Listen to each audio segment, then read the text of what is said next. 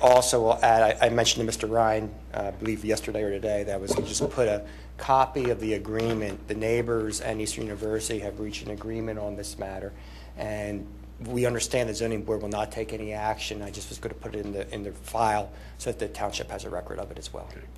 I'm not going to mark it as an exhibit or anything because it's really... Mr. Rice? Just briefly, this matter is an appeal of a township enforcement notice.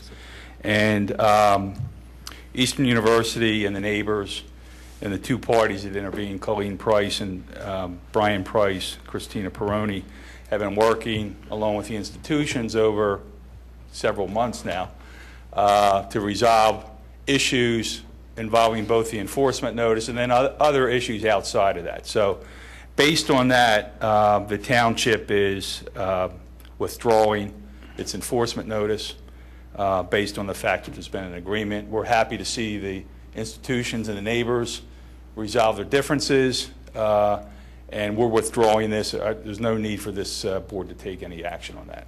Thank you. And just so, and John, we had mentioned this, I believe Colleen and Christina, and the township will not take any action on this provided that Eastern and the neighbors abide by the agreement. But again, you have no control of that. Yeah, it's withdrawn. We have no more jurisdiction. We have no jurisdiction at this point. We're divested. Done. The board's divested of jurisdiction. Right, you're divested. Yep. Just it's withdrawn, and we always have the right to refile sometime in the future. Yes. Yeah, I just want to, even John, if we just put it on the record that the township does not, I'm just want to put it on the record. I know you have no control over the township. Provided that the agreement's complied with by all the parties, the township does not intend to pursue any other action. If the township wants to reapply, that's up to the township. Correct. Okay, and right. Norma, you just got that down, hopefully, what John said. Thank you. Thank you. Okay. Thanks. Thank you very much. Okay, Appeal 2857. I'm recusing myself from this. Saul Ewing and my son are the lawyers for this case.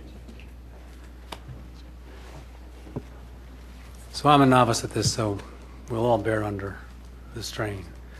Appeal number 2857. The applicant, the Jewish Federation of Greater Philadelphia, located at 270 to 276 South Bryn Mawr Avenue, Bryn Mawr, PA 19010, and a zone PI, requests a special exception pursuant to Section 280-68 of the zoning ordinance to permit the construction of a home for the indigent or handicapped. In addition, the proposed home will be an accessory use to the primary use on the property, Barak Hebrew Academy, insofar as a portion of the residential units proposed will be used for the housing of students, faculty, staff, and employees. This is continued from June. Mr. Falcone. Good evening. My name is David Falcone with the firm of Saul Ewing. I'm here on behalf of the applicant, the Jewish Federation of Greater Philadelphia, as well on behalf of Jay High. I've got some exhibit packets that I'll hand up, and then we can get going.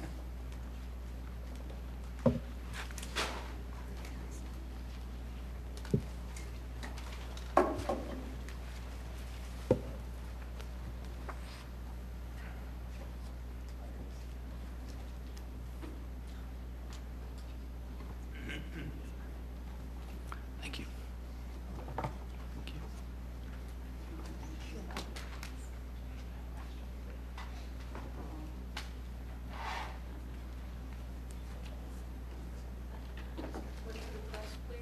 Sure.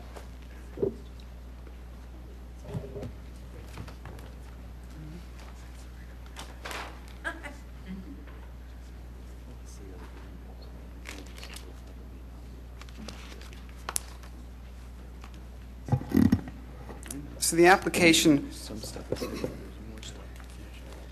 which we've presented tonight, is for the construction of essentially an apartment building on the property which is presently owned by the Federation. Used to be the American College site there along Bryn Mawr Avenue. As was mentioned, the property is PI. Pursuant to the ordinance, we believe we kind of fall into two areas that we could apply under. One being the special exception, where it's the home for the indigent, the handicapped, and so forth. The residents of J High are special needs individuals who would fall under that designation as the township would define as handicapped.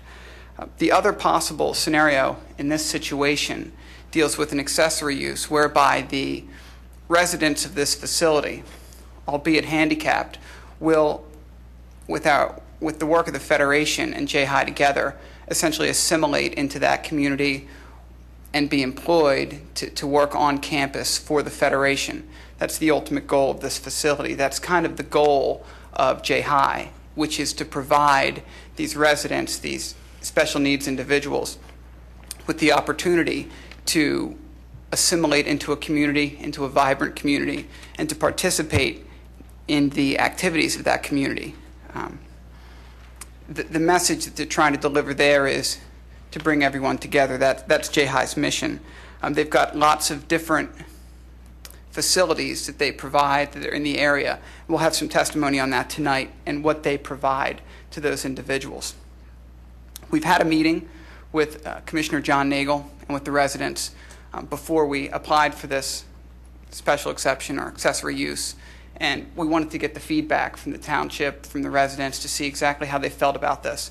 We felt it was a very positive meeting with Commissioner Nagel and with the residents that attended. We've gotten nothing but positive feedback from those individuals, which prompted us to go ahead and move forward and to commence a more articulate design of the building, which is what you have in front of you tonight. We continued from last month in order to give you a better look at what we're proposing. More detailed sketches of the building, some floor plans to do a more detailed analysis of the parking and the other issues that come up like that. With us tonight, we've got a whole team of experts that you'll get to hear lots from, but we've got some representatives from JHI, namely Judith Creed and Stacy Leviton. We also have Kevin Momini, who is the engineer on the project and who performed a zoning analysis very early on to try and get us to where we are tonight. And we also have our architects, Nancy Bastian and Cecil Baker. They've prepared the drawings that you have in your packet that we've numbered here, A1 through A14. Lastly, we have a representative from the Jewish Federation. That's Ira Schwartz. Again, they're the owners of the entire property, and JHI would just be essentially a tenant or a user of the property. The Federation would remain the owner of the entire property, assuming this project moves forward. So unless you have any specific questions for me, I'd like to get into calling my witnesses. One thing, we didn't get a chance to review this information. You know, we were supposed to have it in hand before. Anyway, I was talking to John about that. If there are issues, what we need to investigate on, we may take more time, okay? Understood. Okay. Okay. No one have any questions? Okay. Go ahead. Okay. The first witness I'd like to call this evening is Ira Schwartz. Again, Ira is with the Federation.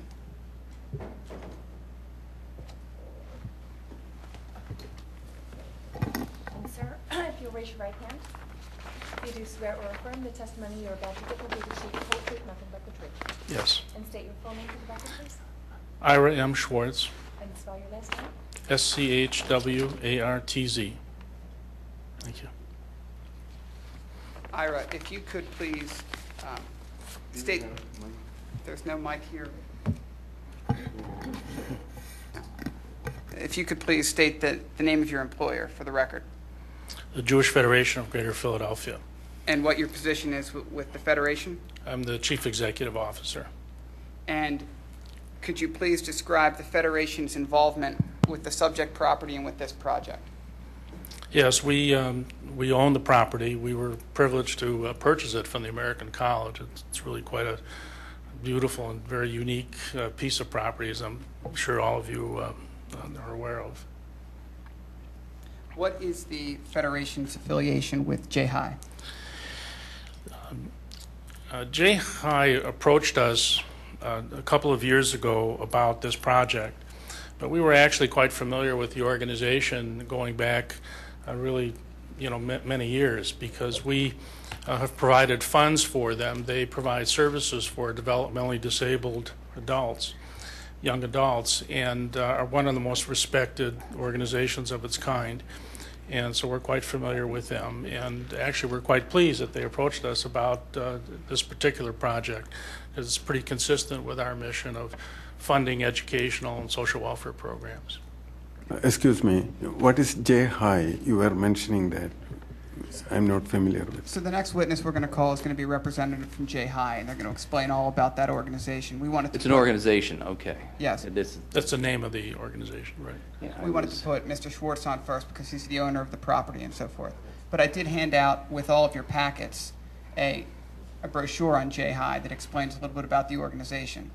You'll get pretty detailed testimony tonight, though, about what they do and what they intend to do at this site. I just want to add that the services they provide, the educational and training services, are very consistent with the mission of our organization, and certainly we think very consistent with the educational purpose of the campus. And should they come on the campus, they would be able to take advantage of the educational programs that are provided by the Barrack Academy, as well as some of the other athletic and other related programs. So we're really quite excited about the prospect, and we think that it will enhance the mission, as well as the development of the campus. Now, with respect to enhancing the mission, I had mentioned briefly in my opening statement that it was the intention of the Federation to work with J High to allow some of the residents to assimilate into the community more deeply through working with the students and working on campus. Can you speak a little bit about that? Right. J High has a long history of not only providing services to developmentally disabled adults, but to provide opportunities for them to work in the community. And in fact, a number of their residents work in actually a children's day school that we fund that's on the Elkins Park campus, which we happen to own, which is somewhat similar, although a little bit different. Here, I would hope and expect that many of the young adults who would be living on the campus would be employed on the campus by the Barrack Academy, and also to help maintain the facilities on the campus, as well as in other programs that are administered and operated by the Federation. Have you had a chance to speak with the neighbors about this application? We did, thanks to Commissioner Nagel, who convened a town meeting. We had an opportunity to meet with the neighbors to talk about the facility and the services that would be provided. There were some initial sketches of the facility that were made available, and we really had quite an engaging discussion. My sense from the meeting is that they were quite pleased with the presentation and explanations that were offered. There were no objections that were stated at the time, and so I felt really quite good about that, and I want to thank John. I saw him a little earlier for convening that meeting for us. And it was nice to meet all the neighbors. I've had a chance to meet a number of them earlier on when we first purchased the facility, but some of them I haven't seen since that time, and there were some new ones that I had a chance to meet. How did you designate the neighbors? Because it's a large campus. How far you went out of the? Well, there were people who clearly lived fairly close to the campus, on either side of it and the back of it, but there were also some neighbors that were a few blocks away, and some who were familiar with the campus who actually used the facility for nature walks and other things, which one of the things that we wanted to maintain. And so they had questions about whether or not that would continue, which obviously it would.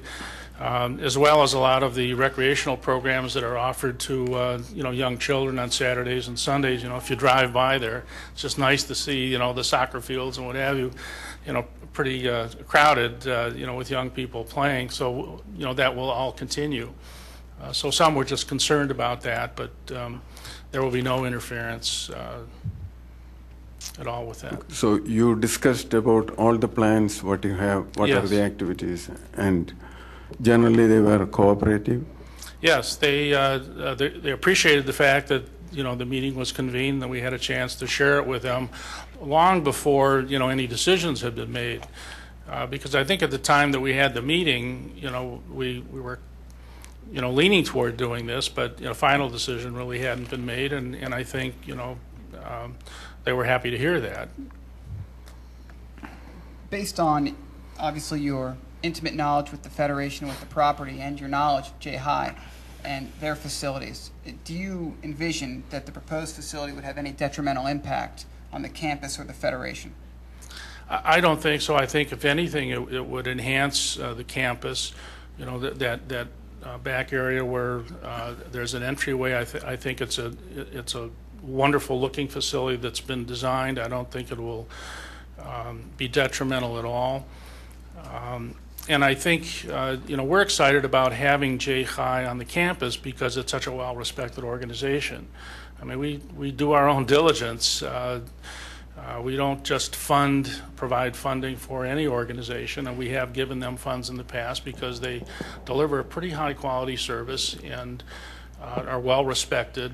And we're familiar not only with the services provided, but also with the fact that, their residents, do provide work opportunities, or are working in one of our day schools in Northeast.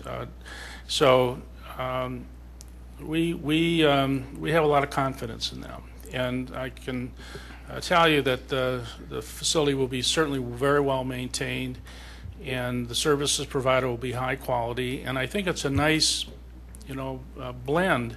A marriage, if you will, with the educational programs that are already being provided on the campus, because the residents will be able to take advantage of those services. Mr. Schwartz, did you say earlier that you had prior experience with J High? Yes, we did provide some funding for them for some of the services they provided. We have not entered into a partnership in the past with respect to a facility. This is the first time. We were,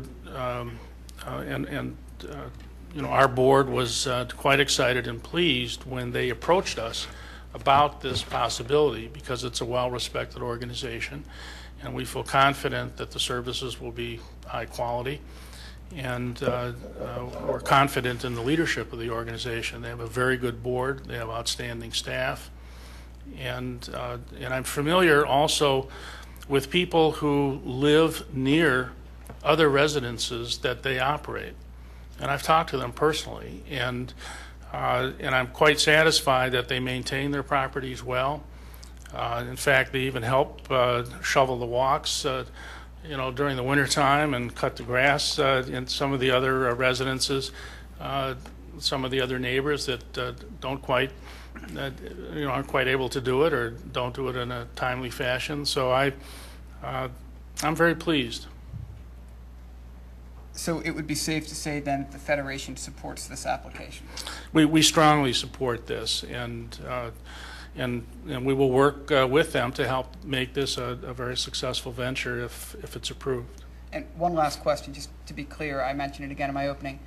The Federation intends to maintain ownership of the entire campus? Absolutely. I mean, you know what that property is. It's really special. And it's a unique opportunity to, for us, and we have no plans of probably ever selling that property. What are the activities within the campus now? Because I see some signs. Is American College has a unique building? The American College rents is a tenant of ours in a building that's in the back of the campus. Oh, okay. And they will continue to reside there for some time, and I can tell you that there probably will be other educational programs, nonprofit educational programs that may come onto the campus at some point in the future, all consistent with the mission of the campus. But they're the only organization that's not directly connected to the Federation that's on the campus. Thank you. I have no additional questions. Excuse me, what are the Federation's activities on the campus? We have offices on the campus, and also there are some other organizations that we fund that provide services mainly educational services from the campus. Jewish Family and Child Services, for example, provides some educational programs there. And I believe there might be one other agency that also has offices there. Well, certainly in the Jack Umberich Academy, is there, which is a major facility and program that operates out of there. They have about 290 students. It's a high school,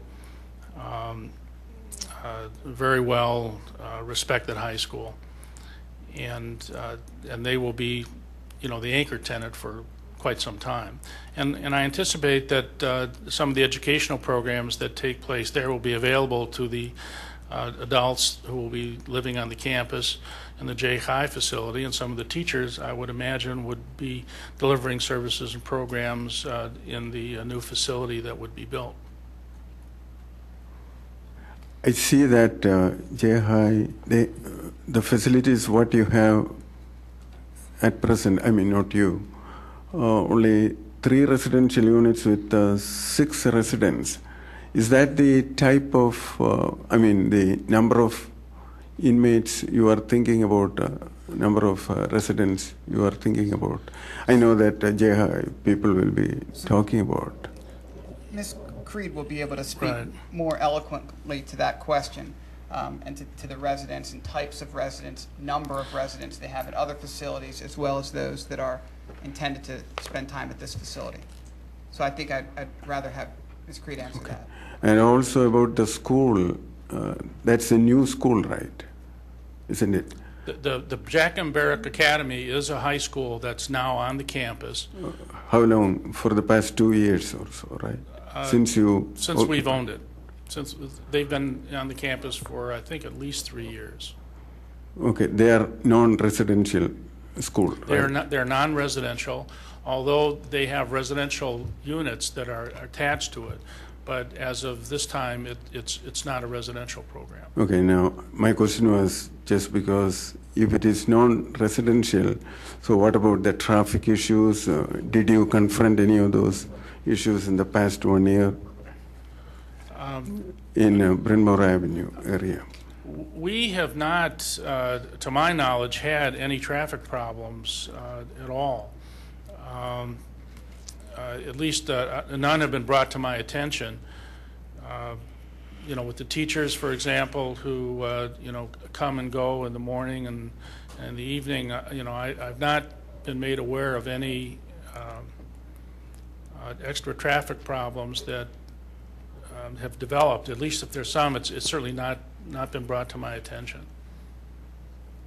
And I certainly don't anticipate that with this facility that there will be much additional traffic at all, because the residents don't drive.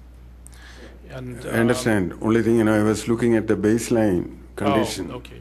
That's Mr. Falcone, do you anticipate going to land development on this, assuming you get the special exception approval? Yes. Yes. And Mr. Falcone, my understanding is that the relief is only a special exception for the use. You are not requesting any dimensional relief, any parking relief, any of that? At this point, we are not requesting that relief. We are here tonight for our use. We're going to present some testimony on those issues to make this board aware. We believe we'll probably need parking relief as well as dimensional relief. But the sketches that we prepared for tonight were really for information purposes. They're very early sketches. We're here for the use.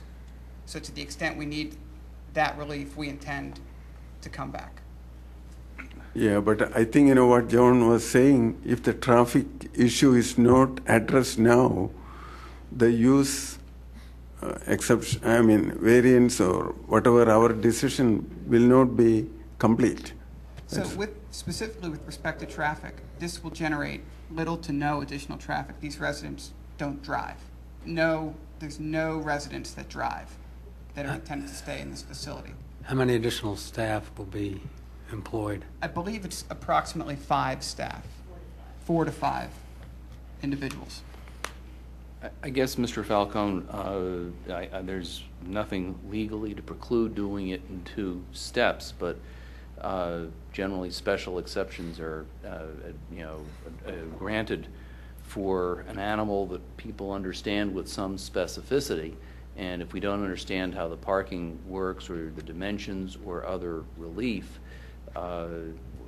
one is given to wonder if perhaps you should make your presentation, but then come back with more detailed plans that address that concern, because it's the final special exception approval has to be on a fairly detailed and finite and understandable institution, as opposed to sort of an idea. I mean, the special exception for a generalized idea is not something that I'm have seen in my practice. I don't think we're here for a general idea. I think our use is very specific. I think our intention is very specific. It's a 30-unit apartment building. The location has been defined. Mr. Momini's performed a zoning analysis. We've studied setbacks. The question has recently arisen with respect to parking. We believe our request will remain. The number of parking spaces that we have presented on these plans is the number. We're here tonight to discuss that because we don't believe we would need to provide 60 spaces for these 30 units because these individuals don't drive. But does a parking requirement requirements of the code would require the 60 spaces? They do, and to that end, we would need a variance from that provision of the ordinance. But with respect to proffering a use, our use is very well defined, and our application is well defined with respect to that use. The fact that we may need a variance now that our plans have been more completely detailed, we're confident that we can present our testimony this evening very clearly with respect to the use we're requesting. Nothing will deviate from that. The size won't deviate, the number won't deviate, traffic won't deviate, setbacks won't deviate. So that's the use. Yeah, no, I understand that. And if the parking is an issue, I mean, I'd leave it for the board to decide whether we ought to, how they want to proceed. I don't see any problem with proceeding with description of the use and withholding a decision pending the parking, which, by the way, if that's a variance, would have to be re-advertised because this has not been advertised as a variance case. So frankly, if we were to give you a variance tonight, that would violate Luke v. Cataldi, and you'd have a void ab initio, potentially void ab initio approval that wasn't worth a heck of a lot. That's right. I assume you are going to present a case and continue for the next sitting. And as John said, it has to be advertised for the variance too. We would request to continue with our presentation this evening. Yeah, We're happy to continue. Yeah, that's as long as the board is comfortable with that, that's fine with me. But before the board actually offers a special exception decision on a development which is likely going to include a variance, I think that that piece of it ought to be detailed, brought before us, and properly advertised before a final decision is made. I think we have to kind of separate this out a little bit. When they go through the land development process, they're probably going to argue that they be excused from other technical requirements associated with the sort of a building. And at that point, if the commissioners are so inclined, they're probably going to send them back here for such variances may be required for that purpose. Or in fact, they may build it out in full compliance. So I think all they're talking about today is this type of use. May they make this type of use of part of this property? Not giving you any variances or any relief from any other requirement as far as parking, traffic, or anything else like that. Now, where we do get involved, though, is one of the factors we have to consider before we grant a variance or a special exception, both of which I think you haven't asked for. You just asked for a special exception. We have to consider public health, safety, and welfare and the impact. So we are forced to look at whether there will be an impact due to this type of use. You've put on testimony that says that these people are not going to drive. But will they be taking places in buses? Will there be a lot of staff coming and going? We need to hear about that because we have to decide if there's an adverse effect on public health, safety, and welfare. But on all the other issues, that pens another day. They may make another application if they find that they need to. Yeah, but how can we make the decision without the complete package? Because use as the associated issues like transportation, parking, it is not clear as of now. Mr. Falcone has already said he's going to come back for parking variants. We believe, to the extent this township wants to see full parking, or to the extent the commissioners think that this is something that should not be designed with this type of facility, we would be back in front of this board. I think Mr. Cutler's point is the point that I was trying to make earlier. We believe we're simply asking for a use, and we think the testimony we're going to present this evening is consistent with the standards in your ordinance, that with respect specifically to health, safety, and welfare, any traffic that could be generated from this use would be de minimis. It would not impact that use application at all. I think what's happening now is the line is getting blurred a little bit between the land development process and the final design of this building and the use, and we understand very much the difference between the two, and we respect the requirements of the ordinance with respect to the final development and use of this property. But to apply for a use, all we're simply applying for is the right to have this facility sited at this property. And then as we move forward, we'll comply with the ordinance or request the relief necessary. Okay. I guess as long as you understand, this board at the end of the evening or at the end of your presentation may decide to grant, may decide to deny, may decide to ask you to continue it. Absolutely. Okay. And I would point out that the parking requirement is a zoning requirement. To the extent that they have an issue with parking, they either have to comply with the zoning code or we have to grant variance relief, which to me does, I mean, you might say that a church is authorized in a certain zone by special exception, but if they're providing only a quarter of the parking that they need to apply for the church of the size that they wish to put in, then they clearly need a variance. And the variance on parking, I mean, whether one agrees with it or not, those requirements are in the code, and there's different burdens, much tougher on the applicant to get the variance than the special exception. So, I mean, to me, it's to grant an approval for a church that's 4 times as big as it could be given the size of the lot and available parking leaves an awful lot unsaid for another day. And I think we have to assume that they are going to build it out in full compliance with all requirements of laws and ordinances, including the zoning code. And if it's ever going to be anything different, you're going to have to come back and get the appropriate variance. In making this decision, we will assume, and that will be a condition, that it's going to be otherwise in full compliance. We're just talking about the use. yeah, I Well, think let's let that go because Yeah. some may agree and some may disagree, but we can go forward and. Okay. Thank you. Thank you. So I'd like to call Judith Creed. Ma'am, if you'll raise your right hand. Do you swear or affirm the testimony you're about to give will be the truth, the whole truth, nothing but the truth? Yes, I do. And state your name for the record, please. Judith Creed, C-R-E-E-D. Ms. Creed, with whom are you employed or are you affiliated with? Well, I'm not employed, I'm retired, and what I do is on a volunteer basis. And who's that with? Okay, J-High, that's the Judith Creed Homes for Adult Independence. And can you describe for the board, I think they'd like to know a little bit more about J-High and what y'all do and your mission and so forth. Okay. I thought that I would start by telling you how J-High developed. I have a son who has special needs. Jonah Selber is here tonight. If Jonah wants to stand up and say hi. Hi. It's Jonah. And he's developmentally disabled.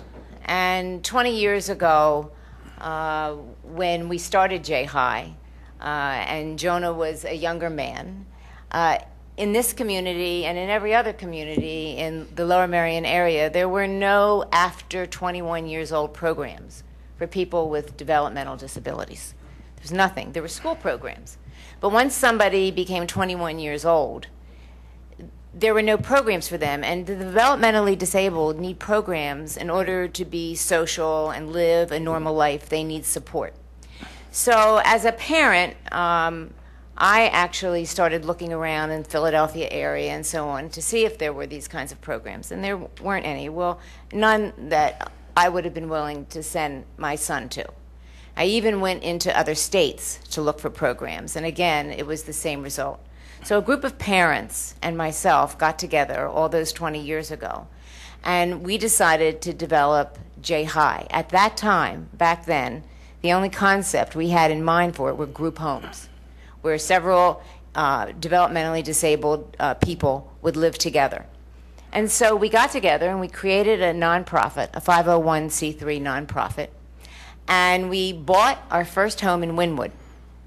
And we bought this home, and we got an architect, and we divided the house into 6 separate bedrooms, because financially, 6 rooms to 1 house worked out for us. So we bought the house, and we had 6 people. My son was one of the first 6 people in, and it was a real leap of faith for everyone involved, for the parents to put their children into a space and not have direct control over them. And for J-High, this was a new adventure. We hired a program director, Janice Ullman, who's not here tonight. She's a master's in social work, to run the program, and she is still with us today. She is still the program director. And this home, lo and behold, became extremely vibrant and successful. The neighbors really loved the J-High residents. They would bake cookies and bring them over. And we had gardens, and the people from the J-High house went out into the community, got jobs in the community, and they became ambassadors, if you will, for disability. And the neighbors felt very proud of them in the house and became very attached to them. And so J-High started having people ask, well, we want this for our child too. So again, with the idea of group homes, we bought a second home in Melrose Park. And again, we did the exact same model, 6 bedrooms, 6 more people, and that home also was successful. As a matter of fact, coincidentally, Fred Strober, who is the lawyer for Federation, lives next door to that house. And he will be the first one to tell you that J-High makes really good neighbors, because our residents want nothing more than to be like everyone else, want nothing more than to be productive and to be good people and live a normal life. And they can get that with these kinds of support services. So what would happen if you didn't have the group homes is that these individuals would live at home. And once they live at home with their parents, they don't have much of a life. They watch TV, there's no social life, and then there's a problem with what happens when the parents die. And then they land onto the books of the city or wherever it is that they're living. So then there's more people that wanted it, and we opened a third home. And the third home was in the Northeast. And again, we did the same framework, the same concept, 6 people, staff. In these group homes, the staff was overnight staff.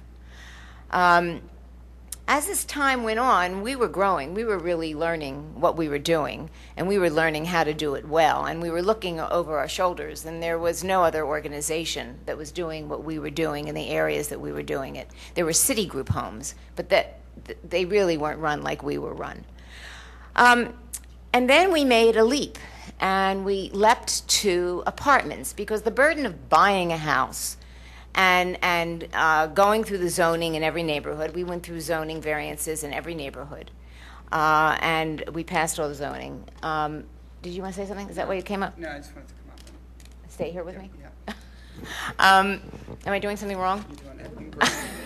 Okay, so then that was too big of a burden for the organization, and plus rules started changing, where the government was saying, we only want to fund, if the government was funding somebody, 4 in a house, not 6. And we couldn't make that work financially. It just didn't work for us. So we decided that what would be good would be apartment living. And so, as a matter of fact, we took some of the people that were in the original house, and we had a line up for new people to go, and we put them in apartments at Presidential City, you know, presidential apartments, which is where we still are. And we have now 17 residents in the presidential apartments. And how that works is a little differently. It's a slightly different format. The residents that go into apartments are slightly more independent. In other words, they don't need somebody sleeping overnight for them to function. We have somebody coming every afternoon from 4 to 9 to help with dinner and whatever happens. But these are residents that get up in the morning, they take public transportation, they go to work, they come home, they have dinner, and how we have worked out dinner, which will apply to this program too, is because we make this J-High idea as a family, as a community. Let's say we have 17 people right now, so we divide every night for dinner. In the apartment, 6 people eat together. So it makes it easier for the staff to control the dinners, and people get together, like a family gets together every night for dinner. People get together every night for dinner. They don't have to. They can eat alone in their apartment. They're independent people who are living in this apartment. But we provide this part of our program, this service. So we now have 17 people there. We have 6 people in all the 3 houses. And then we went to a third step. The organization has become so in demand and so popular because we did a study. There are something like 6,000 developmentally disabled people in the tri-state area. Actually, I think there's more than that. I think the statistic is that there's 6,000 Jewish developmentally disabled people in the tri-state area. So the next level of our program is when we went out to people's houses where they were living and provided these services so that they could live independently. And when I say live independently, and what we do is, you know, people like Jonah, who is very smart and very fun. He went to high school. He graduated high school. But Jonah, if somebody didn't help him food shop and help him get a meal together and help him with his financial things, could not live on his own. He would fail. So we know the services that are needed. And we don't just provide services. We teach people the services. We teach the residents. That's how we're unique amongst all the group home supportive living, is that we teach people how to be more independent. And as a fact, just like when you send your kid off to college, they learn things that they didn't learn at home. Some of it's good, some of it's bad, but mostly they grow up. The same with the developmentally disabled population. When they leave the home and go into J-High, it's like going to college. They've separated from their parents, and J-High can teach a whole new set of skills that the parents would never have taught. And so these people would languish in their own homes. So J-High is a very important for the community. I better let you ask another question. You're checking them off here. So I'm sorry. You're doing a fine job. The next thing I would want to discuss would be why you chose the Federation property. What about this property has attracted J-High, and why do you believe a J-High facility would thrive here on the Federation property while remaining consistent with the surrounding area and the uses that are going on right now on the property? Well, first of all, the Federation campus is beautiful.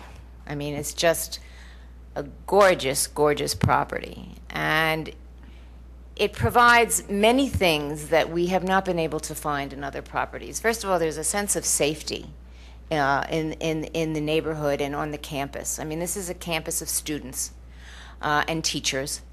And so we see it as kind of a protected environment in some ways. In addition, we feel that our being on that campus would enhance our programming as well as enhance Federation's programming, in that because this campus has a whole educational site on it, we have the opportunity to have actual jobs on campus. And we have the opportunity for the reverse, for the students who go to Barrack Academy to get to learn about the disabled and maybe do volunteer work for our organization. So we see a blending of missions, if you will. The other thing that's wonderful about the site is it's so close to public transportation. As we said, our residents don't drive. So the people that are going to be living there have to have access to public transportation. And, you know, that site has the railroad and buses and so on and so forth. So, and we've sited it in a part of the campus that's as close as possible to the public transportation. So there's not a lot of walking to be done from where we propose the site to public transportation. I think that's... May I ask you one thing? Are you expanding your activities because you have 17 in presidential apartments and you have the other 3 buildings?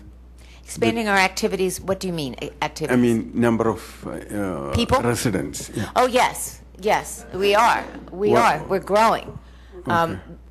Well... Have you done a study, you know, how far you will go? For example, you are talking about 30 units, so 30 units and 41 beds. So Okay. for that property, we wouldn't extend anything beyond that. And for us, that would be growth, to have 41 units. But in addition to the growth, and if, let's say, see, there's 2 levels here. J-High can provide apartments like they would on this site. They would be providing apartments, but J-High can also go into people's homes and provide services in the homes that they presently live in. So J-High can expand without getting a new building. But in the best of all possible worlds, and this building model is as successful as I think it will be for integrating developmentally disabled into the community and having them live independently, we would love then to have to be able to buy another building and continue to grow. And the thing to know about these buildings is that we do this through fundraising. This is a nonprofit, so this building will come about not with mortgages and not with loans and so on and so forth. We will raise the money from our community to build this building. Does that answer your question? Yes. You mentioned several other facilities, and I think those facilities are important because of the success you've had there. Now, do you envision the proposed facility on the Federation property to have the same success? Do you see this building as being any different, although it's larger? Do you envision problems? No, I don't. I actually envision greater success because it is localized and it's on a community and it has the advantage of having the same faces over and over again. These students and teachers will be there, and it gives our residents are very good at making friends.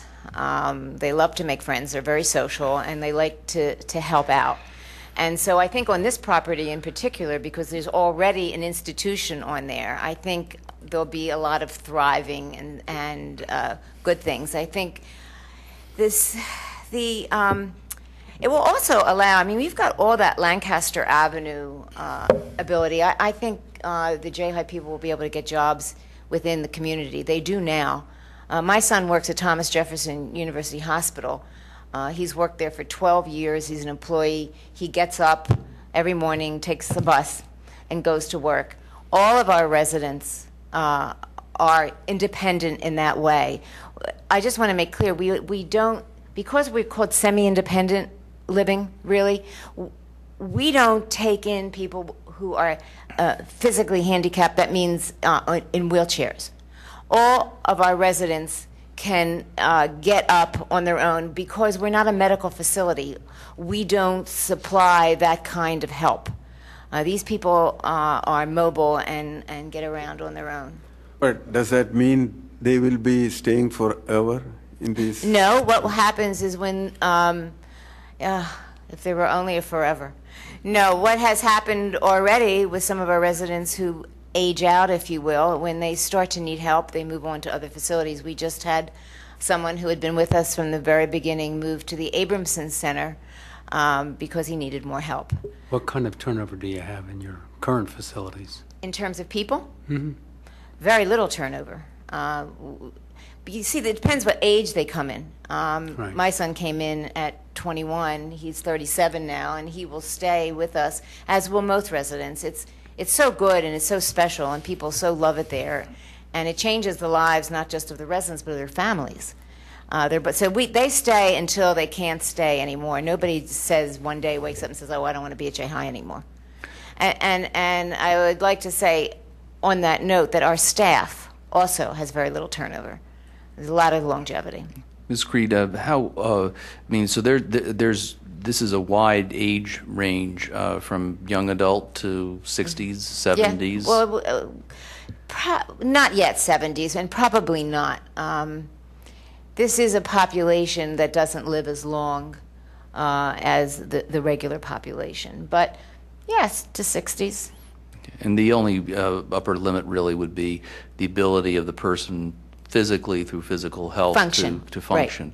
Right. The application talks about 40,000 square feet with 28 residential units. How many people would be in the unit? Would there be a mix of some with one bedroom, some with two? Because the number of people, frankly, is, I guess, relevant to describing the use. Right. It's 30 units 30 with units. 41 beds. And we have a balance of 2-bedroom and 1-bedroom. We have a little more 1-bedroom units than 2-bedroom. But the 2 bedrooms are very important to our programming because they're bigger and they give bigger public space, so for eating dinner all together and so on and so forth. But we have 1 studio in there, and the reason we put 1 studio is that is not something that we would rent out in any way to a handicapped person. That would be so in case we need staff to stay overnight, in case there's a problem, somebody's sick, we have the ability to put staff in there in a studio apartment. So it's a mixture of 2 bedrooms, 1 bedrooms, and then a studio for staff if we need it. So you're talking, okay, so there's 41 beds plus the studio. No, I think the studio is one of the beds counted, if I'm not mistaken. So I think that's correct, Cecil. Is that right? Yeah. Yes. I guess, Mr. Falcone, in terms of, I don't know where we're going to get tonight, but perhaps at some point there ought to be something on the record that, is a commitment to what the upper level, the upper number, because there's a difference between a special exception for 41 beds and 410 beds, if you see what I'm saying. Absolutely. We'll get testimony from the architect that has designed the facility, and they'll commit to the size of the units and the number of units, the spacing, and so forth. Mm-hmm. I think in my view, I don't know about the rest of the board, it's almost more relevant as to how many people are there as opposed to how many square feet are available for each resident. It's how many residents are there. You'll get that as well with. Ms. Well, Green we don't offered. plan to have more than the 40. I mean, that's what the building will hold, and that's what we will hopefully have on campus. There's no way to put more than that on there. So would it be then your testimony that you're proposing a 30-unit apartment building with 41 beds? Yes. You won't exceed that No. in your design? No. And that would be including the studio. Yes. Now, the studio makes it 41, so without the studio... It's 40. 40, right.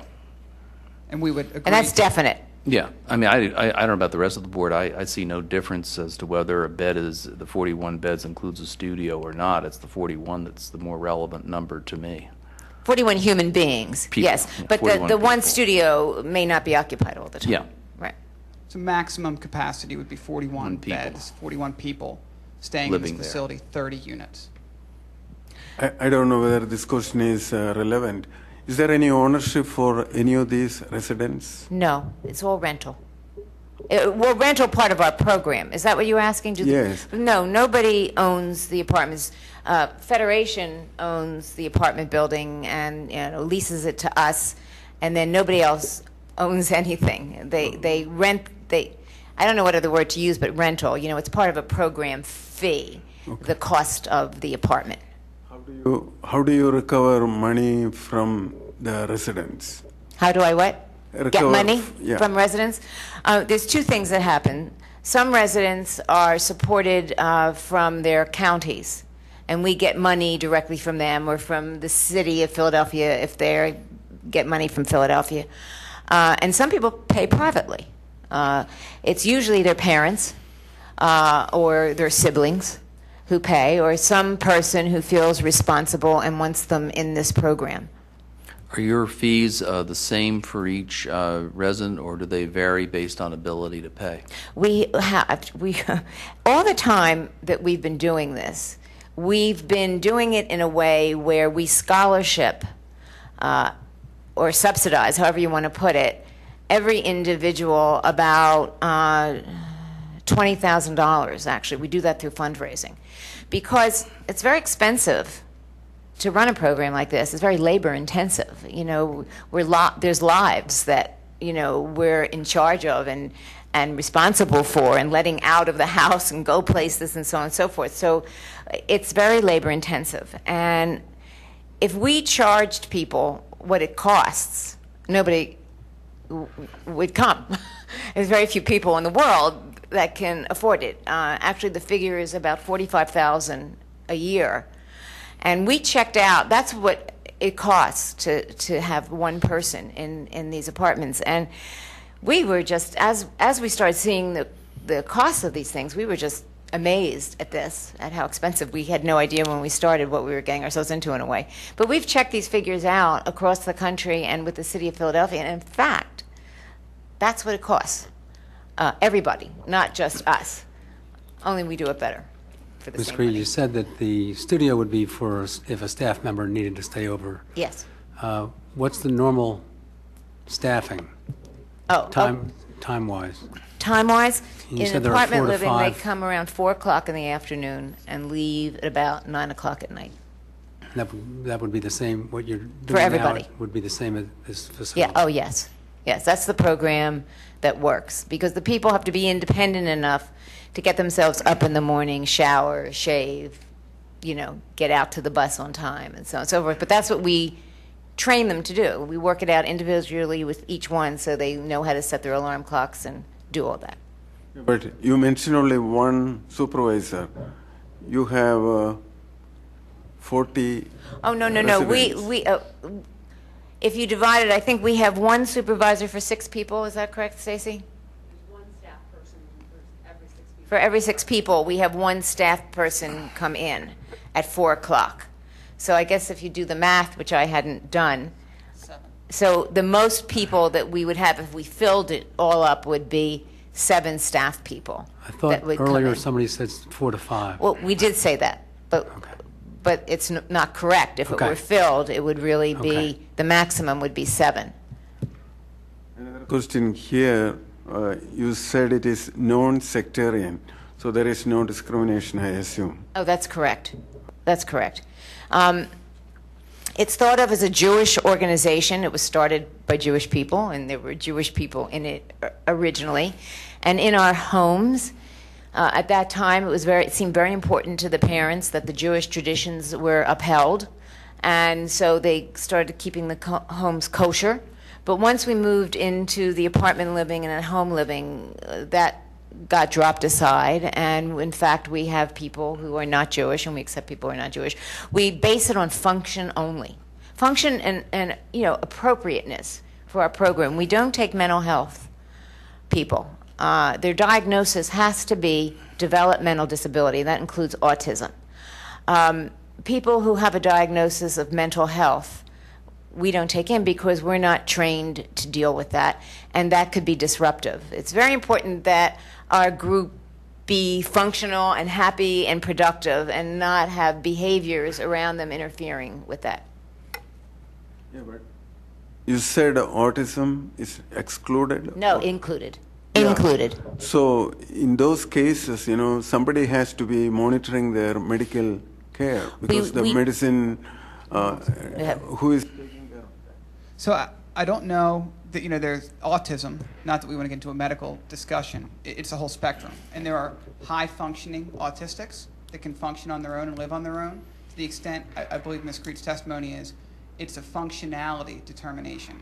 Can this individual function? And just because they're on the spectrum of autism I don't think you can instantly designate them as being incapable of function. And Yeah, but that means, you have a discriminatory review of candidates who is coming.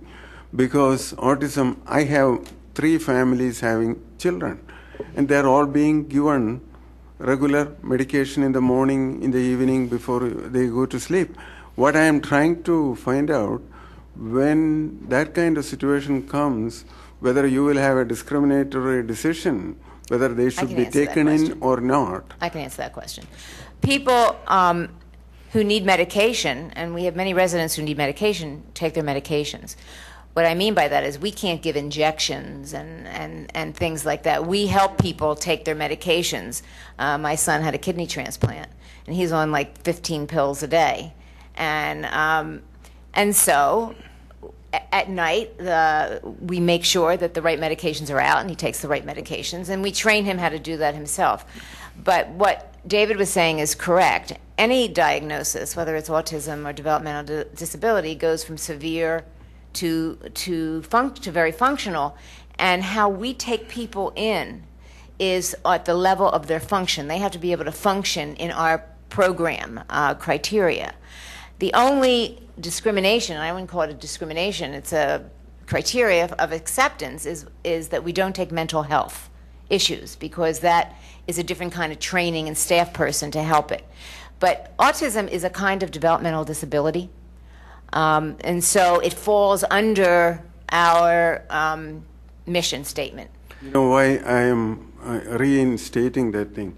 Because Peter asked about safety, welfare, etc. Mm-hmm. That is an important thing. Safety, if there is an autistic child, adult, there is always a chance, because I know for my own experience, one of my friend's son, he was ready to choke his mother, and then she had to call the police to take him out.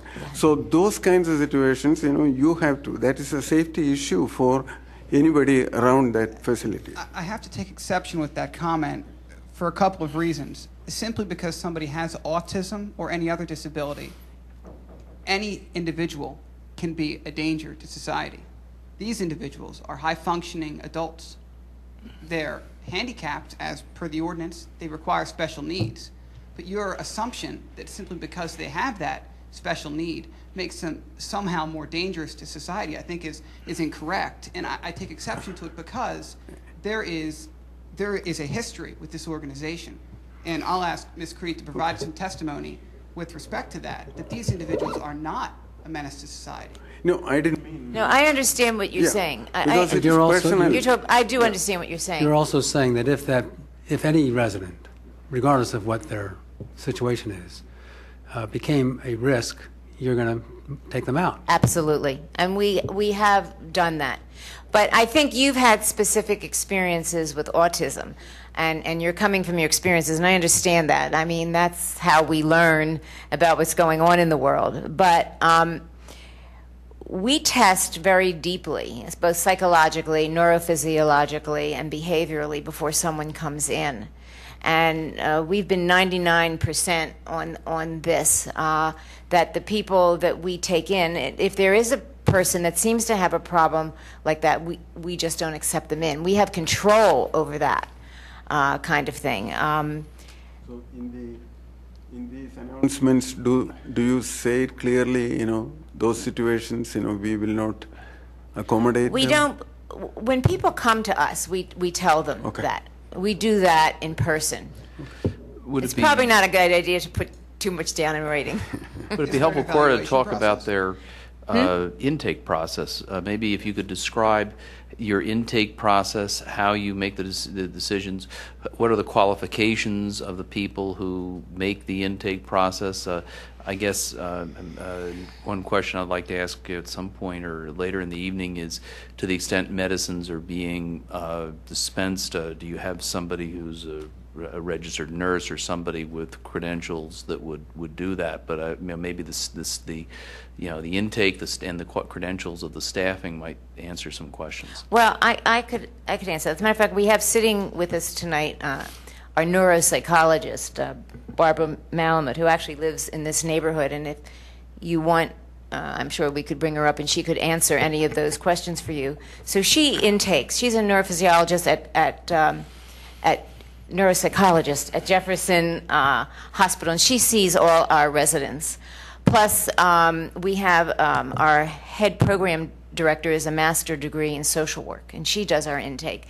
And they have specific questions and testing that they go through with each resident. It's quite detailed, as well as family histories and interviews with the people and interviews with the families, and taking the families onto the site and people onto the site. So it's quite extensive. I'm the chairman of the board. Did I say that? I'm the chairman of the board. I'm not an employee of J-High, and I don't run the organizational part. Our executive director is here, Stacy Levitan, who runs the organization. So I don't want to say exactly what the intake is, because that's not my job. But I know that we have a precise intake, and it's very detailed, and we have only professionals doing it. We don't have, like, friends and relatives doing this kind of So thing. some of the operational questions would be best reserved for, I'm sorry to catch your name. But just conceptually, are you familiar with L1 Institute? Yes. Yeah. So you would operate in a similar fashion, but not accept residents who are have mental illnesses or who are at a lower level of functioning. That's exactly right. They take much more complicated people than we take, more medically complicated, mental health complications. We keep it more simple, if there is such a thing. There was other question. Oh, about medication. Yeah, how do you, I mean, one thing that comes to mind, what if somebody has to take medication in the morning as well as the evening, and your staff is only there for the second half of the day? How do you make sure that medication Well, I can is answer taken that in the because morning? I'm the mother of someone who takes a lot of medication, so I know how that happens. The first thing is that we train our residents to take their own medicines. I mean, like I said, we are a training facility. We're not assisted living. We don't dispense medications and have them take it. If somebody needs to take their medications, we have those little boxes, Monday, Tuesday, Wednesday, Thursday, and the people know, AM, PM, so the people know what they're supposed to take, and we have somebody come in every night and checks to see that the people took their medicine. So we check and double check, and if there's someone who, for instance, and Jonah's very responsible. He knows the names of his pills and all of that kind of stuff. But if we have somebody who's maybe less responsible than Jonah, then we would make a chart for them to check off every time something happened. I mean, that's our job, is to make sure whatever the person needs at whatever level they are, it gets done. We don't prescribe. But we have close relationships. We have reports. We have doctors' reports every time anybody goes to the doctors.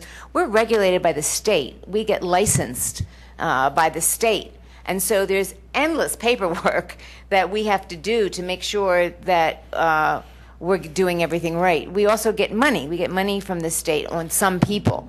And so we have to be doing everything right 100%. We are checked on and double checked on all the time, both from an accounting point of view and from giving care point of Who view. licenses you in the state? What department would you have to get? her Stacy?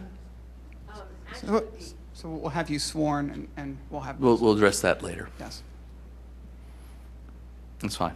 Okay. Also, our staff, by the way, has constant continuing education and training.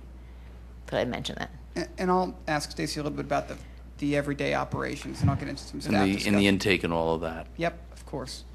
But I wanted to ask you, you've been involved from the beginning, obviously. Yes. And you've seen all of these facilities grow. So I think an important item which we need to cover tonight, which this board is charged with understanding, is how these facilities directly impact the health and the safety and the welfare of the surrounding community. So to the extent complaints were filed, raised, you would know. Yes, I would know. Have you seen those types of complaints with your facilities? No, there's never been a complaint of our facility. Although, you know, it is true that people have worries when they hear that somebody different from themselves is coming aboard. People worry about it. But we have such a positive impact in the neighborhood that we get phone calls from our neighbors saying how much they love our residents as neighbors. The houses and everything is well maintained, the gardens are maintained, and everybody's friendly and good neighbors. So we've never had complaints, we only get compliments. Compliments, that's good. Now, how about this facility in particular? Do you see the relationship between the residents and the facility here being any different? Do you expect complaints here? No, certainly not. How about, now we're talking about design of the building. Now, you've charged the architects to design this building in a certain way. Did you take into consideration the surrounding neighborhood? Did you charge them to design this building in any particular fashion? Yes, actually, we've spent a lot of time doing this. We've brought our architects onto the property, and it's a beautiful property, and our architect will talk to it, and there's some really amazing architecture on that property. And so that the building we have, we want it to be beautiful and not stand out like a sore thumb, but work well with the environment and that's around it and look good with the other buildings. And I would like to say that whatever drawing you have now is not it. Because we know elements. We know we want brick in it because all the buildings on the Excuse me, campus- I'm not so sure we have to concern ourselves with that. No. We're Okay. talking about the use of the property. Oh. Whether it's beautiful or not may be for another body at another time. Okay. And I may care as a resident, but really within our purview, we don't really I was Okay. deal with more that. asking with respect to relationship to the neighborhood and preserving the neighborhood, which I think is a requirement. Excuse me, keep your voice up, I can't hear you. Sorry, I was asking more about the impact of the building and its relationship to the neighborhood. And you've asked them to design it to be consistent with the existing architecture on the building. Yeah, and the neighborhood. Okay. And the neighborhood. And have you had a chance to discuss this project, you yourself, as a representative of J-High, with the public? Yes, I have. I came to the same meeting that Ira Schwartz talked about with John Nagel, and actually I was heartened by the community response. People came up to me afterwards and said, you know, you're doing really good work. It sounds wonderful. A couple people came up to me and told me they had children or grandchildren with problems and were interested in it and were happy that it was coming near them. So I didn't hear one complaint. People had opened their hearts to it. The last question I would have for Ms. Creed is access driving. Do any of your residents at any of your facilities drive? No, no, they're not capable of driving. They couldn't pass a test. Either there's visual problems or coordination problems or some kind of problems that won't let them get behind a wheel. So we have no drivers, and I can't imagine that we ever would. You believe that your residents will use public transportation. That's the manner in which your residents Yes, assimilate into the community. yes. It's through public. Do you provide shuttles if necessary? We could. I think Federation has shuttles, and we've talked about using the shuttles that they use and attaching onto it. So you don't anticipate in this instance providing additional traffic for your residents with the exception of the staff? Right. Right. I would like to say that, you know, it's funny as a layperson who isn't into zoning and things like that, when we knew that there was a parking ordinance, and we also knew that our people didn't need 2 parking spaces per apartment because they didn't drive. And we actually saw that as a good thing because it would be less land we were using up. And in fact, with that in mind, our building has underground parking because there's so many beautiful trees. It's an arboretum on that land that to knock things down for parking spaces, you know, really went against what we were trying to do to keep the land beautiful and wonderful. So I realize it's an ordinance, but it's interesting. We saw it as very positive that we would be people coming in who do not need all those parking spaces and don't have to cement all that gorgeous green. Yeah, just for your information on the parking thing, that's one thing this board doesn't get to do is to test the wisdom of an ordinance. If the ordinance is there and it's constitutional, we have to you know, respect it. Yeah. And there are, you know, ability to get variances with certain showings and so forth, but that's got to be how a variance is granted. The wisdom of the thing of the ordinance. Right. Is not Well, something we we're knew permitted to we discuss knew we that. would be having Address to that. come back for that. Yeah. Mr. Falcone, can we go through this package, so we will have better idea about the construction and where the Yes. facility will be? So Okay. we have witnesses who will offer testimony on every exhibit you have here, but the next witness I would like to call would be Stacy Levitan, because I think that's the question right now on the floor is dealing with intake procedure and some of the functionality of J-High. If this board would want me to get to Mr. Momini and onto the architects and not Ms. Levitan, I'm happy to do that, but I can try and make her testimony as brief as possible with respect to Let's intake. go with Ms. Levitan. Okay.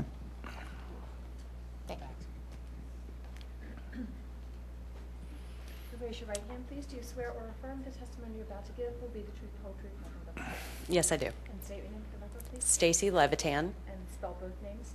Stacy. The last name's Levitan, Levitan. Ms. Levitan, can you state for the board your position with J-High? Yes, I'm the executive director. And do you oversee such things as intake and everyday function of the operation? Yes. Can you explain for the board how the intake procedure is handled and what criteria you look at to evaluate whether a resident is appropriate for one of your facilities?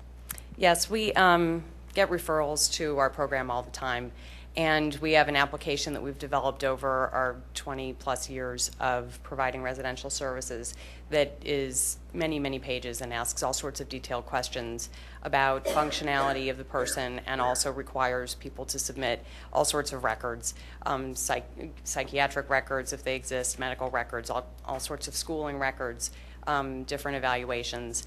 And then we have a series of people who examine those.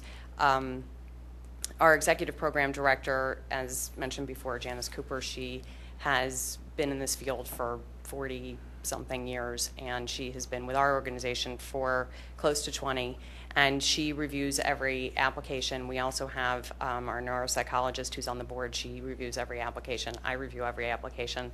And we also have a program director who is additionally, he has a master's of social work, and he typically reviews the applications for many of the residents. After we make kind of a threshold determination that the person appears to be somebody who could fit within our program based on the diagnosis and all the other paperwork, we then bring them in for a series of interviews. And all the programmatic staff interviews the people, we interview the families. Sometimes we speak to treating professionals about them. In fact, most of the time we do. And usually the person has what's called a supports coordinator, which is someone who's assigned by the relevant county where the person currently lives to help them find all sorts of services that are relevant to them. So the supports coordinator is very familiar with the person, and we speak to them as well. Once we've spoken to all those people, we usually bring the person and their family to the particular residence where they might be looking. So if it's a house, we'd take them to the house. If it's one of the apartments, we bring them over to the apartment so that they can see what the facility is like and they can see how they feel about it. If we've gone through all of these different levels of examination, and we believe that the person appears to fit within the type of group that we would like to have them accepted, we then do a whole series of kind of introductions. So we will have them come and have dinner with a group of people. We'll have them come and spend the day with a group of people. Then if that seems to work out, then we have them come and spend the night. Then we have them come and maybe spend a weekend. Once they seem to be fitting in pretty well, then we'll even have some people come and spend several days at a time to try to make sure that they really understand what it is that they're going to be getting involved in. We can then observe their behavior and see how they fit in. And once they've gone through all this, which obviously takes months and months of work, we then make the determination that that person will come into the program. I was actually chair of the board before I became the executive director, and I started as chair of the board in 2004. And in the time that I've been involved with the organization as either the chair or the executive director, we've only had one person who's had to leave. We almost never make a wrong decision, and that person who left was actually many, many years ago. So our intake process really at this point is very fine-tuned, and the people fit in very well in our program. Where do you interview these candidates? Because Usually in our offices. where do you have the office? Oh, our office is in Ballackinwood. So independent of all these three Yes. places. So are you going to have an office in the new facility here? If Our approved? actual administrative offices will probably not be located in the facility. We want to use that more as residential. We're maybe going to have some little office space for administrative work. What we're hoping to do at some point is possibly locate our offices in another building on the campus so that we would actually be there. But we're that's not- just, your offices are, because you do these intake interviews for the 3 residences you have, plus the group of apartments, and then Yes. this would be added so you'd have basically 5 sites, the group of apartments, the 3 residences, and then this facility. Well, I think the concept is that the people who live at Presidential City Apartments will be moving into this building. And so you would then, you're not committing it to that, but that's the idea, is you'd probably abandon that at that point. Yes, exactly. Any other questions for Ms. Levitan? We've heard some testimony, but there are people there who, can police the medications, both, not only the residents take them, but I assume there's some contact with their physicians or the people who are prescribing the medications so that, the people on staff understand what Yes. they need to be doing. Yes, we have, our houses are actually licensed by the Department of Public Welfare. Our apartments are considered unlicensed, but because of the involvement of the supports coordinators in the county with every person who's in our program, they have some level of oversight. All of our clients are considered semi-independent, which means that they're really capable of administering medications essentially on their own, although it can be with some oversight. We do not actually distribute medications, and we are not medical providers. So all of the people in the organization, and especially the ones who would be living in the apartments, are capable of taking their own medication, and our staff is very familiar. Our staff, we have medical records for every single person in the program. We keep a binder for each person that has all of their appointments. We have forms that are filled out by their treating physicians, and so we make sure that we're in constant contact with their treating professionals so that we are aware of what they're supposed to be taking, and we help the residents make sure that they're taking the appropriate medications. Is there somebody who can assist them if, for example, there are different health plans and they, have to go do future scripts or something like that, that it Yes. actually gets done, and that, because they don't go, the residents are not required or necessarily required to go and obtain their medications on their own. They get some assistance with that? They can if they need it. Some of them do actually go and get their medications at the pharmacy on their own. Others need some help, and so our staff provides that for them. Okay. You don't have medical staff on hand? We do not have medical staff. Okay.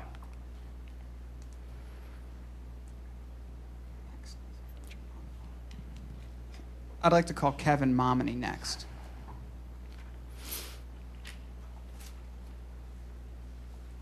Please raise your right hand. You do swear or affirm the testimony you're about to give will be the truth, the whole truth, nothing but the truth. I do. And state your full name, please. It's Kevin R. Momini, and it's spelled Momene.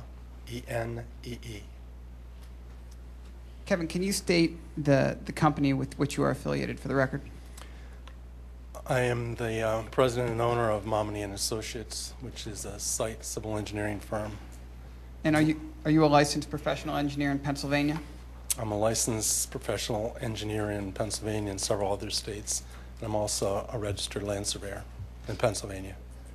Can you briefly describe your educational and work background for the board?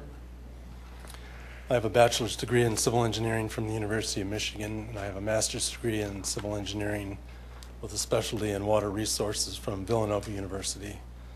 We've been in business as Momini and Associates for 29 years now. And is what we've marked as Exhibit A12, the board has in their packet, an accurate representation of your educational and professional background? It is, yes. And have you ever been admitted as an expert in engineering and surveying in this township Yes. and before this board? Yes. I'd like to move Mr. Momini as an expert in engineering and surveying. That's fine. Thank you. Kevin, are you familiar with the application before the board? I am, yes. And can you describe for the board what you've done on behalf of the applicant this evening? Yes, I can. I'd like to present these plans. Are these plans reduced copy in the exhibit book, and if so, at what tab? They are reduced, with the exception one is colored and one is not. It's A5 and A6.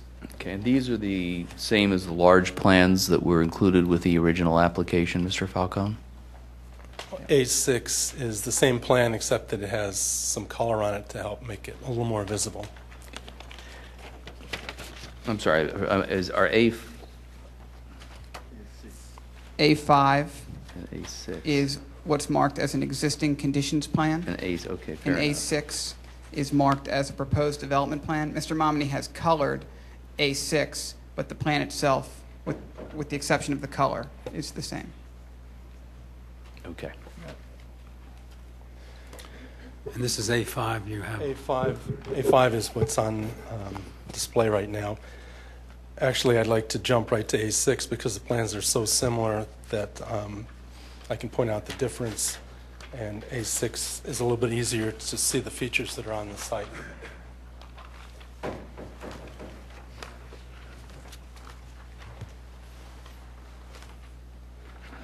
So the property is Zone P1, planned institutional. It's 34 acres, and it enjoys 1,300 feet along Bryn Mawr Avenue as frontage.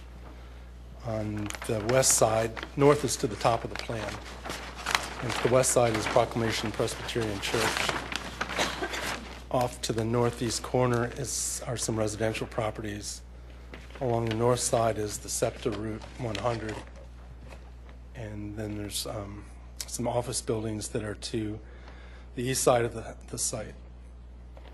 What we did was evaluated the site in terms of the zoning requirements. So this plan shows all the setbacks. I think it shows Category 2 setbacks because we didn't know exactly how it was going to be interpreted, so we put the most restrictive setbacks on there. The brownish color are the existing buildings. This is a colored version of A6, and ours are in black and white? That's correct, yes. So it's exactly the same plan. It just has a little bit of color on it. The gray color represents the existing driveways that are on the site. The green are the sports fields that were added since the Jewish Federation took over the site from American College. The one to the left is the soccer field, and then there's 5 tennis courts to the right of the main entrance. In the only thing that's different from this plan, from the existing features plan, is the circled building that's in yellow, and that's the proposed facility in this case. As part of our analysis, what we did was we showed the existing features. You can see running kind of horizontally parallel with Bryn Mawr Avenue. In blue is the stream that runs through the site, and associated with that are wetlands and floodplains. There are contours on there that show the topography of the property, and we've identified on those the slopes that are steep slopes and very steep slopes. Those are the ones that are 14 to 20% are the steep slopes, and the ones that are greater than 20% are the double crosshatched, and that's greater than 20%. So we were asked to take a look at possible locations on the site that would be suitable for a facility like this. We identified approximately 5 locations. 3 were on the western side of the site, behind Havener Hall. 1 or 2 on this side of the stream, and 1 north of the stream, somewhat between the 2 buildings that are there. One is the American College building, which is on the right-hand side. And then we had 1 proposed site, which is kind of on the steep slopes, which is behind Merrick Pavilion, which is the building. Could you point to those, please? What I'm pointing to is Merrick Pavilion and Villanova, or I'm sorry, the American College is the building in the back in the north.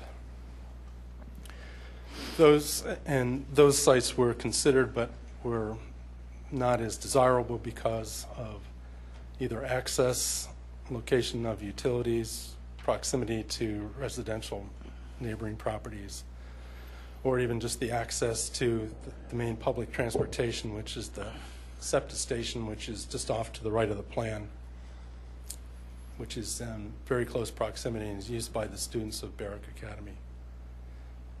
And maybe we can save everybody a lot of time.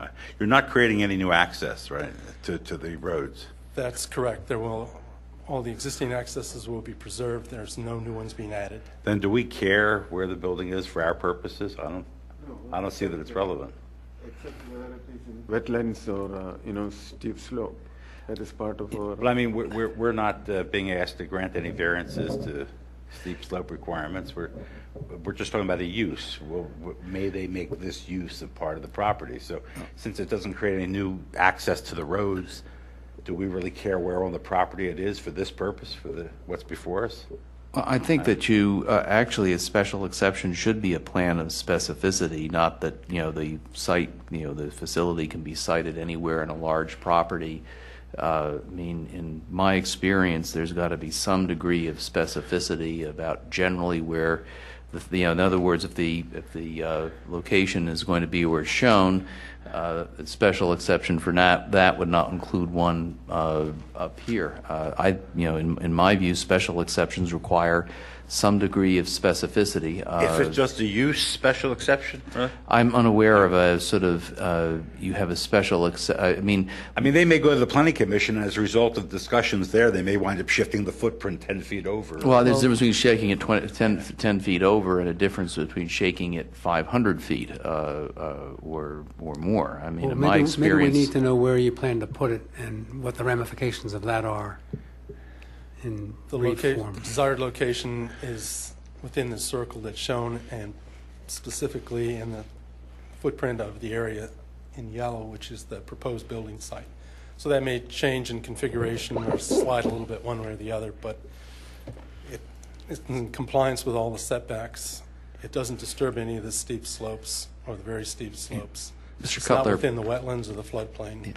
Mr. Cutler, what I think the board could consider doing is granting an approval in this general area and requiring compliance with all dimensional requirements, as most of the decisions I generally write for the board are. We grant relief as to a specific provision, and then the standard languages, and no other relief is granted with respect to any other provision of the zoning code. I'm still a little troubled by the parking piece, because if you were to grant special exception approval but not address parking, it would certainly need to be understood that they might not be able to build what you gave the special exception for if they couldn't establish their entitlement to a variance for the parking, and frankly would be on the same quantum of proof as if the use was permitted of right except for the parking. I mean, they wouldn't get an extra equity, in my view,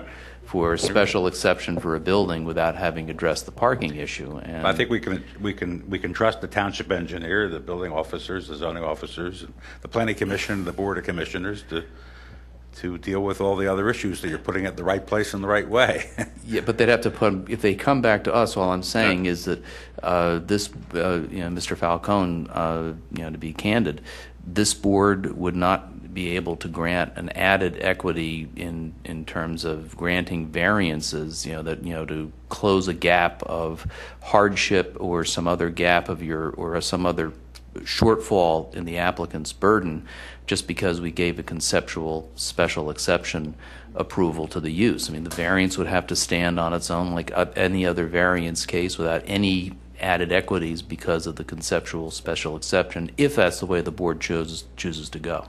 Understood. It would be my understanding, though, that we would not need to ask for use approval again. It would be a variance, as any other variance would be.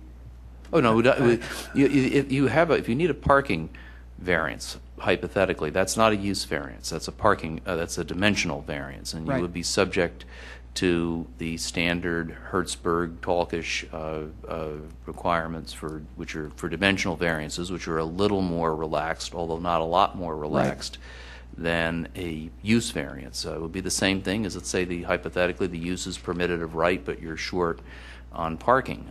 You might find that you had to build a smaller residence if you couldn't find some other way to address the parking. Now, with a site this big and the cooperation of the Jewish Federation, maybe there are ways for you to address that. All I can say is and I don't want to mean to sound like a broken record, if you had to come back before us on a parking variance, we'd have to treat that, as a standard, straightforward parking variance appeal with all the burdens on the applicant that the applicant's required to bear, without any lessening of those burdens or push over the hump, so to speak, because we gave conceptual special exception approval. We understand that. So as long as you understand that, then, okay, let's proceed. With respect to Mr. Momini's testimony, is this working?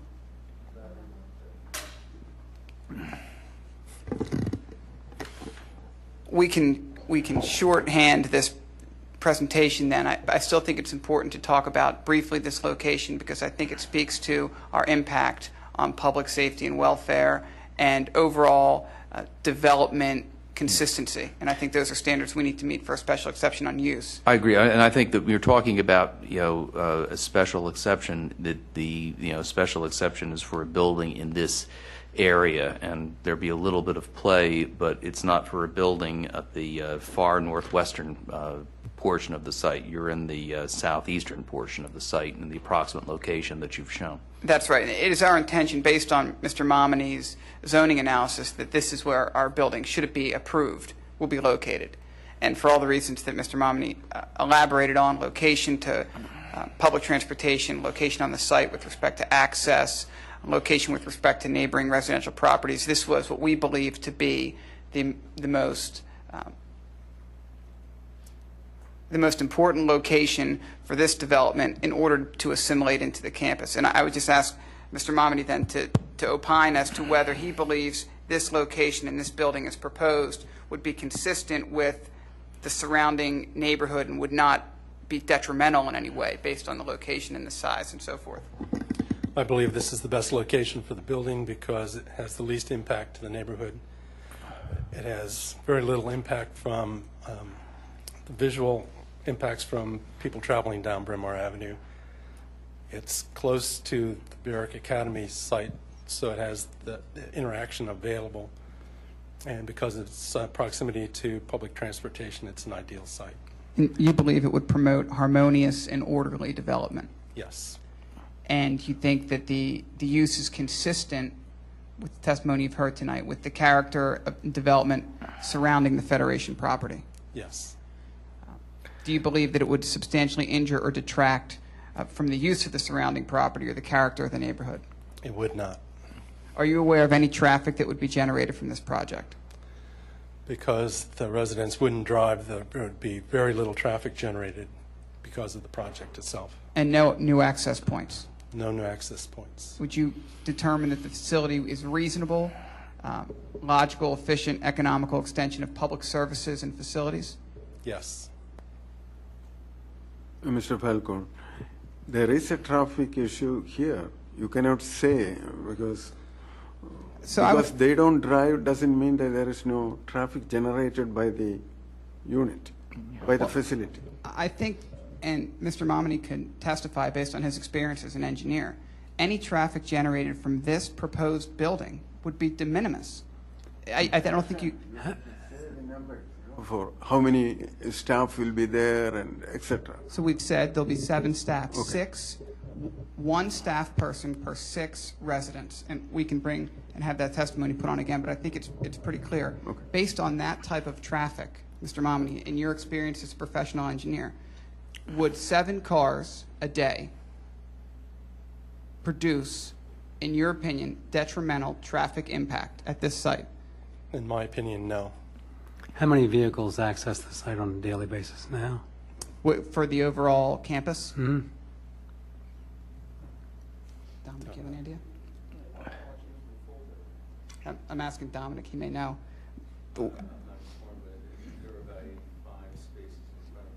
So I we think can if ask we're gonna Dominic have- Vallone to come on and get Yeah, sworn. when he gets sworn, we should address that.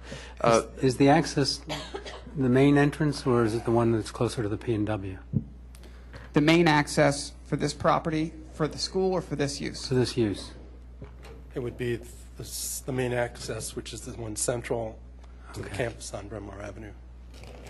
Because there is another access drive. Yes, which that's is- mostly for the SEPTA Yeah, okay. traffic. Mr. Momini, is it your opinion that the proposed building in this site of, I guess it's, I believe it's, your application talks about 40,000 square feet, in this general configuration and design, can be designed to comply with all dimensional requirements of the PI district other than parking, which I think is not being addressed, but it would comply with your height, your setbacks, spacing, and all the other requirements applicable to this district. Is that your analysis? It is, yes. So the other than parking, the possibility of parking, which my question excludes, you do not believe any other zoning relief would be needed at this location. Dimensional zoning relief would be We needed. would be able to comply with all the setback requirements and all the coverage requirements, both building and impervious. Yeah. And we would All stay the on- non-use requirements of Yes. the PI district. That's correct, yes. Any other questions for Mr. Momini? Thanks. Dominic, you want to come up and get sworn? I'd like to request a 5-minute recess. Granted. We'll reconvene in 5 minutes.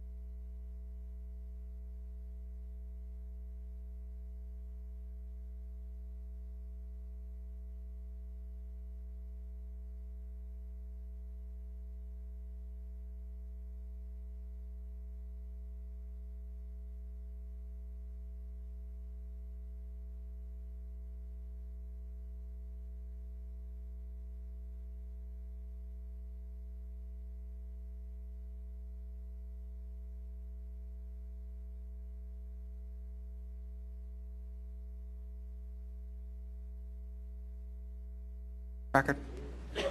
Okay. So the next witness I'd like to call briefly would be Nancy Bastian, who is the architect for the building. Nancy can talk again briefly about how she intends to design the building within the requirements of the ordinance with respect to height and length and so forth, and I think that's important testimony. And then I'd like to call after that, I'd like to bring either Ms. Levitan back up or Ms. Creed to address one issue with respect to services at the group, at the apartment. Yeah, and specifically, I'm looking at the, one of the troubles with the exhibits handed up, the night is you can't get through all of them. But I noticed that in the glossies, we have group home. It says each home has a live-in house supervisor, and houses are supervised at all times between the hours of 9 a.m. to 3 p.m.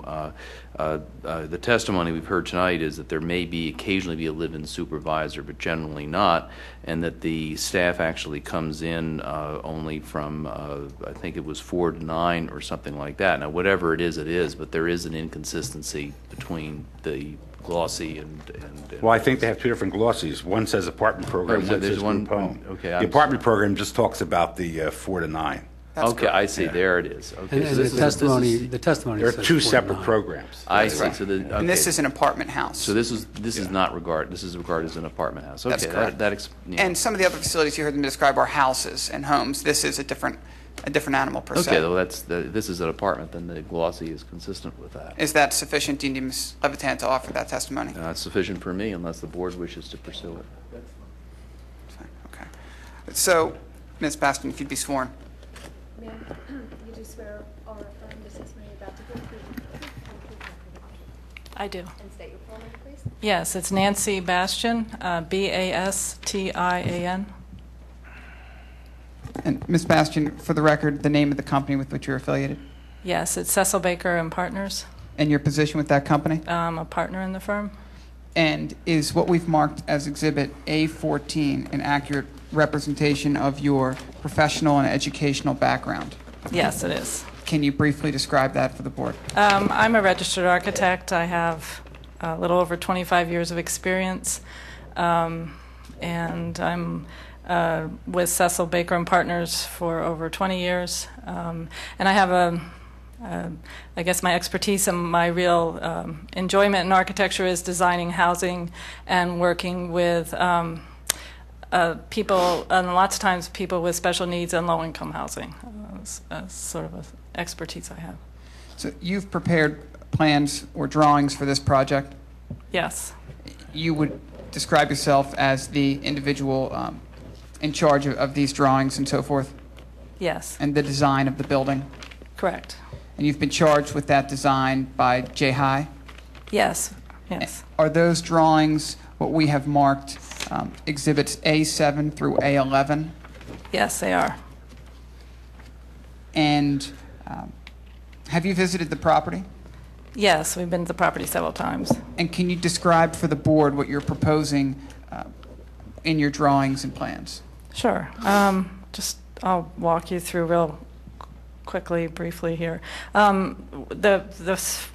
What you're first seeing here are some photographs of the site, and just to try to help orient everybody. The long photograph on the bottom is a view towards the actual site where the building will be located. Sorry, that's probably not in your binder. And then some of the photos on top are just views across the site and gives you a sense of the flavor of the architecture there. So obviously, it's a very beautiful site, a very red brick site, and our intention is to design within that vocabulary of that type of architecture that exists there. The next. Do we have these pictures? You don't in have the our- pictures now. Okay. That was more for Sorry. orientation Yeah, purposes. just added there. The next is the overall site plan, which I know you've seen. The civil engineer had showed you as well. Hang on a second. That's marked as Exhibit A7 in your package. Yes, thank you. And this is what exists on the site today, and I wanted to include this because it also gives you a sense of the neighborhood as well. So you can see from this on the right-hand side of the site where that SEPTA high-speed line is, and then onto County Line Road and Bryn Mawr Hospital area, you can see the Radwin Apartments across Bryn Mawr Avenue, and then to the west of the site, the church, and then more residential. And you can see we've marked the Barrack Academy buildings and the parking lot that kind of straddles in between the two buildings. So the next site plan is going to show where we've located the building. And the proposed site plan is marked as A8 in your binder. So as was discussed, the location for the building is along the driveway that the main drive that comes in off Bryn Mawr Avenue is between both the school building and the athletic building at the far end of the parking lot. And the building is placed in such a way as to the ground is falling off and sloping off as the building extends along that driveway. And that we're going to take advantage of that slope and that site to be able to place parking underneath. And then it will be a three-story building on top of that. Where we've placed the building at the ground floor, we'll have a terrace that comes off at the ground floor. And the terrace will come out and look out over what is a really, really beautiful site. So the next drawing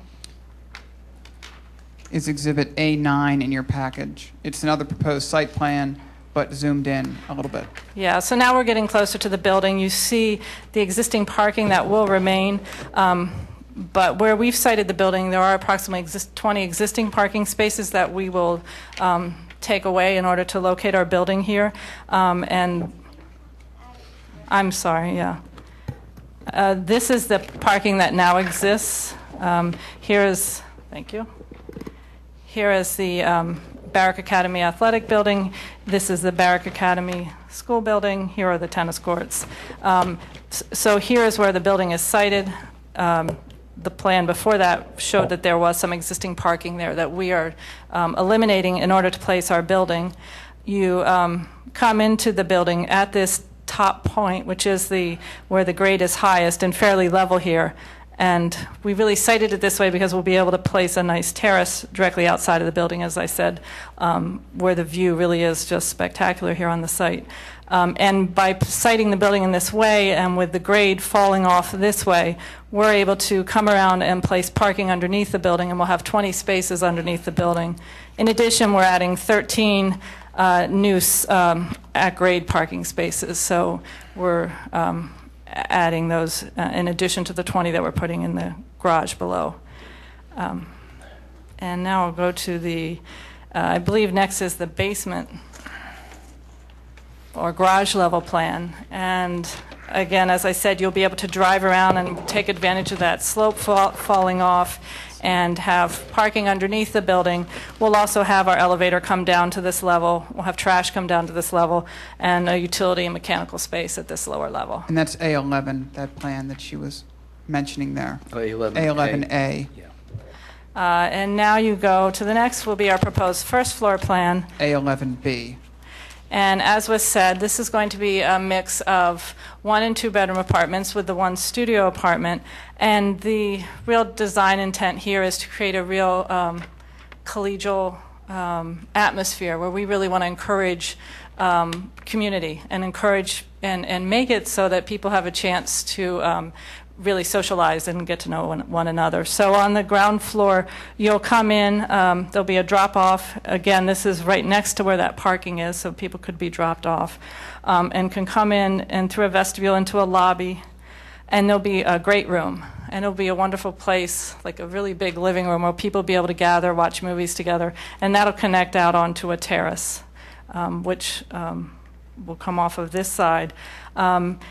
And there will also be a fitness center, and this is that studio unit that will be used by the staff. Once you get through this door, then we have the apartments beginning, and it's pretty much a regular apartment building. So when you go upstairs, we have a typical floor plan, which will be the second and third floors. A11C.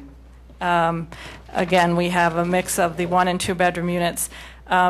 We're just starting to really get into the design of the actual units, and I know that's not what we're here to talk about tonight, but it's we're having some fun with that. The 2 bedroom units, which Judy had talked about, where the communal meals are shared each night, we're really looking at them as corner units so that there will be a dining room right in that corner. 4 corners of the building. There's just some amazing views in this building. Will be a really lovely place to gather. In addition, there'll be, down at the elevator lobby, there'll be an opening down to the great room below. So again, hopefully encouraging people to come out and, hey, come on down and we're watching a movie. So, we're really trying to create a community here. So I think that's pretty much where we're at right now in the design of the building. Thank you. Any questions? Question on 11B, A11B. You have that drop-off place. Yes. Why there is a drop-off? Because they handle by themselves. They are walking. Right. I mean, mostly they'll be walking back from the SEPTA station. Let's say my child lives here and I took him out for dinner and I'm bringing them back home. I mean, there needs to be a drop-off, or if anybody's coming to the building, it's just just an apartment building. So as an apartment building, any apartment building we would design, we're going to have a drop-off like that. Oh, okay. And also, Ms. Creed offered testimony that they're working with the Federation to allow the residents to use shuttles that the Federation has running. This would be the point at which the residents for the J-High facility would get dropped off from the Federation shuttle. Okay, thank you. Okay. So that would be all the testimony that the applicant would be interested in putting forth tonight, unless the board has any questions. Again, it's our intention to design this facility in conformity with the ordinance. That's going to be our goal. We believe our use is consistent with the requirements of the ordinance, and with respect to design elements, it will be our intention to design the building in conformity with the ordinance, and to the extent we are unable to, I'm sure we'll be sent back to you all for the necessary relief. Mr. Chairman, Thank you. just to recap, as I understand it, where the applicant is as agreed, and a decision could be crafted to include these as limitations, that it's 40,000 square feet with 30 units and 1 studio with no more than 40 beds plus 1 bed for the studio, and that they would site it in the approximate location shown on A7, and with those square footage and beds and citation, citing requirements, they would understand that they have to comply with all the dimensional requirements of the zoning code, including parking, and that no relief is being asked for or granted with respect to that, particularly any variance relief, which we'd have to advertise for since it's not been advertised. And if they have to come back, they have to come back without any equities for overcoming dimensional requirements based on on a special exception approval for use only granted if the board wishes to go down that road. Thank you. Mr. Radnor, I would just to comment on that, I think the ultimate design is going to be 40,083 feet, something like that. No, whatever is it that in your whatever is in your application? It's approximately 40,000, but if we're limited to that, I'm sure we could pull it back the 83 feet. I think the building is designed. Unless the board cares, I don't see a huge difference between 40,083 and 40,000. I think we ought to have some idea of what if the board were happy with it, we could say approximately 40,000 square feet, however the board wants to do it. I just think that if the board wishes to consider an approval at this point, that there ought to be some reasonable parameters of what the board is approving. Do you have a number? We don't have a final number. Well, I think for our purposes, we could use a range of 40 to 45,000. That's a big enough range. As they go through the approval process, this thing will, I think the number, in my view, the number of persons residing in the facility is more important. Yeah, in my view, much more. And important. we would obviously limit that to 41 beds, no more. Yeah. Questions from the board? Noah? Yeah, I have a couple of technical issues with the ordinance we're living under. and I wanted to make you aware of them and see how you might want to address them.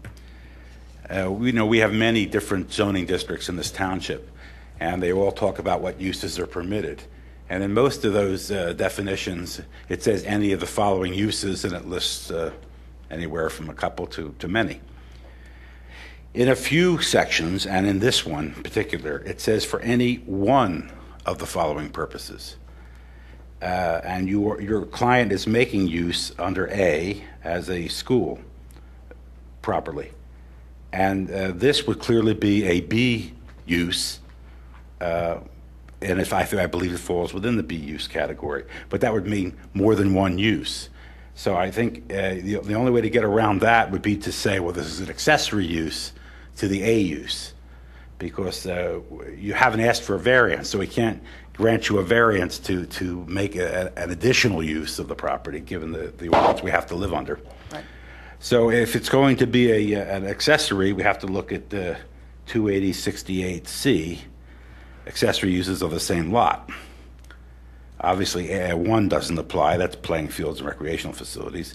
2 is a dormitory, and these are not students at the school. So we're stuck with 3. Now, what 3 says is townhouses, apartments, or other dwelling units and accommodations, so we're okay so far, for the housing of students, faculty or staff, and employees of a permitted use, provided the other things are not relevant to our discussion right now. So any approval we would give you to make this use as an accessory of the school use would have to be conditioned upon the fact that it could only be occupied by those who are either students, faculty, staff, or employees of the school. So we understand that, and it's... I don't think we have any other alternative, because we can only grant special exceptions within the ordinance. You know, we can't write a new ordinance. We can't change that, and that's what it says. Are you willing to agree to a condition that no one will reside in this facility other than those who are students, faculty, staff, or employees of the school? I don't know if we would be able to agree to a condition that nobody, but it is our intention that residents of this facility, that's why we offered Mr. Schwartz's testimony, will be employees. All of them? I think the testimony said that some of them may get jobs on Lancaster Avenue in Bryn Mawr. One gentleman who was here works at Jefferson University Hospital. So, I mean, will that satisfy you? Because that we can do if we want to do that. We have the power to do that. Whether we're going to do it or not is the next issue, but we have the power to do that. We don't have the power to allow this to be a facility.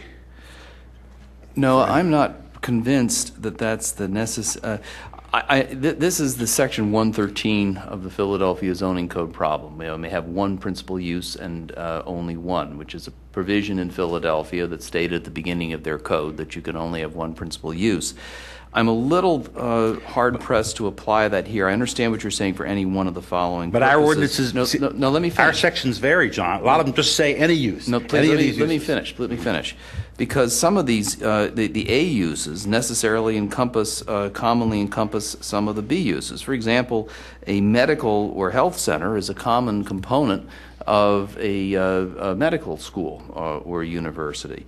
And I believe if you look at some of the Class 1 and Class 2 uses, and they talk about buildings having more than one, they hop back and forth between the B and the A, and also B is tied to or used specifically similar to a use specifically permitted above. I mean, to me, there is a question as to whether, given that merging of language, that any one of the following purposes really is intended to engraft a Philadelphia Zoning Code 113 provision. So I don't know what relevance Philadelphia has, but... They'll have only one use, either one A or one B. You have to give effect to the words used. The word one is not used in many of our districts. It is used in a few of them. There has to have been a reason why it's any one in a few of the districts and any in all the rest. Otherwise, you have to construe it as having no meaning and being senseless. So that the word one was put in there for a reason. We're not the authors of this. That's the language we have to live with.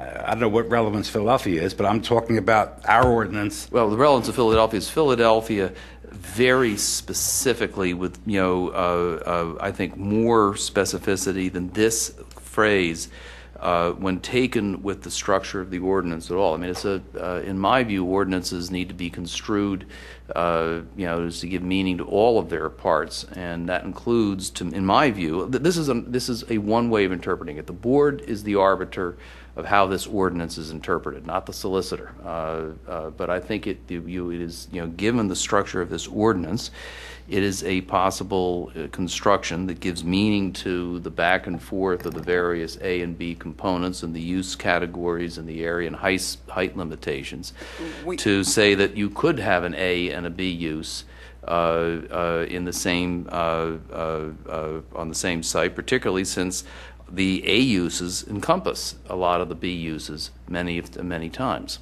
And we have looked at the ordinance with respect to that, and that's why we included both of the things we included in our application, because we did not find the ordinance to be entirely clear, and we thought there was some ambiguity. And we understand case law to suggest where there is ambiguity in ordinance, it is to be ruled in favor of the applicant.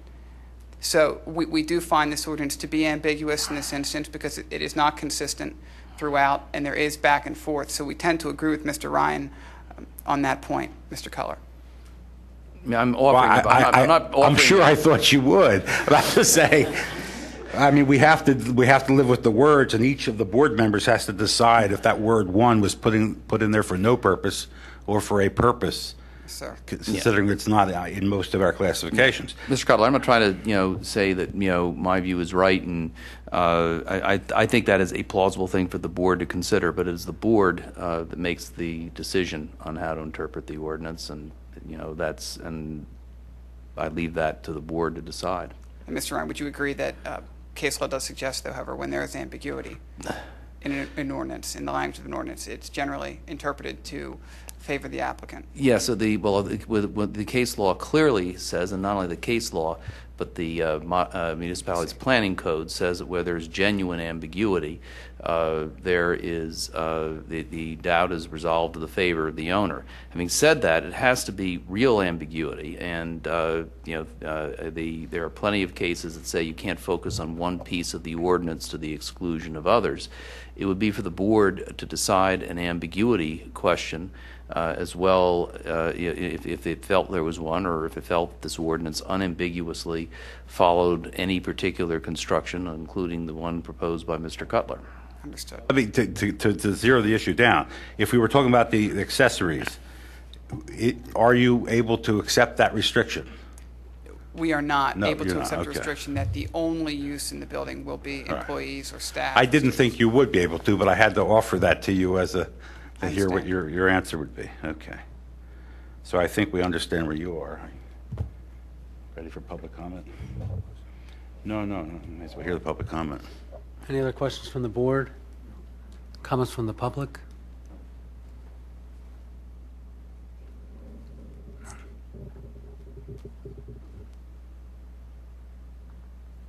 By the way, I don't want anyone to construe these technical issues as being anything in derogation of the wonderful purpose you serve and the work your organization is doing.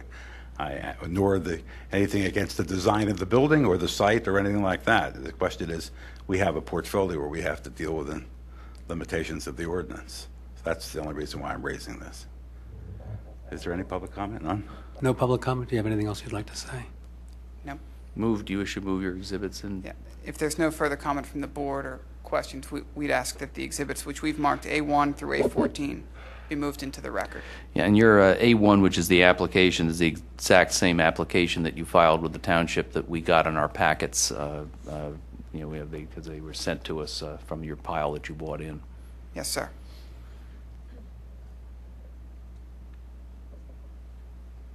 I think we really have to consider this as two different issues. First of all, I think we have to consider the issue of whether this is an accessory use, given the fact that it's not going to be those classes of people occupying all the units. And if the answer is that it's not, then we have to consider the other issue. Is it permissible to have two uses, one an A use, one a B use, on the same property, given the wording of the ordinance. Yeah, and then I don't know assuming which it's- one you want to vote on first. Well, it strikes me that they've clearly said they could not, on the record, that they can't be limited to the requirements of 68C3. That's So- only an issue if the board agrees by majority that, in fact, that's what they'd have to do for this to be an accessory use under C. I mean, that's my opinion, but the board may not agree. Mr. Falcone, I think you mentioned that most of these residents will be employed within the campus. Can you stress on that point? Listen- Even though I know that one person goes to the city for a job. So it's our intention to use as many as possible of these residents to assimilate them into the campus. And I think Mr. Schwartz offered that testimony as well as the representatives from J High. That's the goal here, and we find that to be one of the main draws of using this facility, this property. We did not interpret the ordinance to suggest that all of the units needed to be employees. We thought that was the use of the building. Now, to the extent there are units in that building which don't house employees, we thought, again, there was ambiguity. Clearly, if this was an accessory use, I don't think we'd be in front of the zoning board. But you saw that ambiguity in the ordinance. We right? did, and that's why, again, that's why we're here seeking really an interpretation on that issue, because Mr. Ryan can correct me if I'm wrong, but if it is a pure accessory use and this board deems it to be, there is no need for special exception. Provided you comply with the accessory Right. use, and to That's the extent correct. that But it you're doesn't saying comply. you're not going to qualify under 68C3. So you're looking for help on section 68A and B. Well, again, so we believe the ordinance is vague in both instances. We do not read either section to suggest either, one, that this is the only use that would be allowed on the property, or two, that every resident needs to be one of those things. Our goal is to make the primary use of this building for that purpose. But again, we want it to be safe, which is why we're here, because to the extent that this ordinance is interpreted that every resident of the building would then need to have employment on the site, we, to Mr. Cutler's point, cannot comply with that. Well, from what language in 3 can you infer that someone may live in this facility who is not in one of these 4 enumerated classes? Is there anything in this language that would give you that idea? We've read the language. We don't see the limiter. All It says accommodations for the housing of students, faculty or staff, and employees of a permitted use. That's the end of the clause. Yep, and we believe this building will provide that accommodation. And for others, you're saying, and for others. And for others, which we again, I think there's ambiguity because it does not. I mean, it doesn't say principally, majority, 50%, 80%. It doesn't say that. It says for these purposes. I understand. Okay. And again, we wanted to try and cover every base, which is why we made reference to both and didn't simply go for an accessory use. We wanted to bring it before this board for that determination. We thought it could easily go either way. Yeah, one possibility is to ask for a memo of law from the applicant, and I don't know if the township has a position on this. I would be interested if the township did have a position on this or cared about it. I mean, I think that I understand the rationale for Mr. Cutler's interpretation.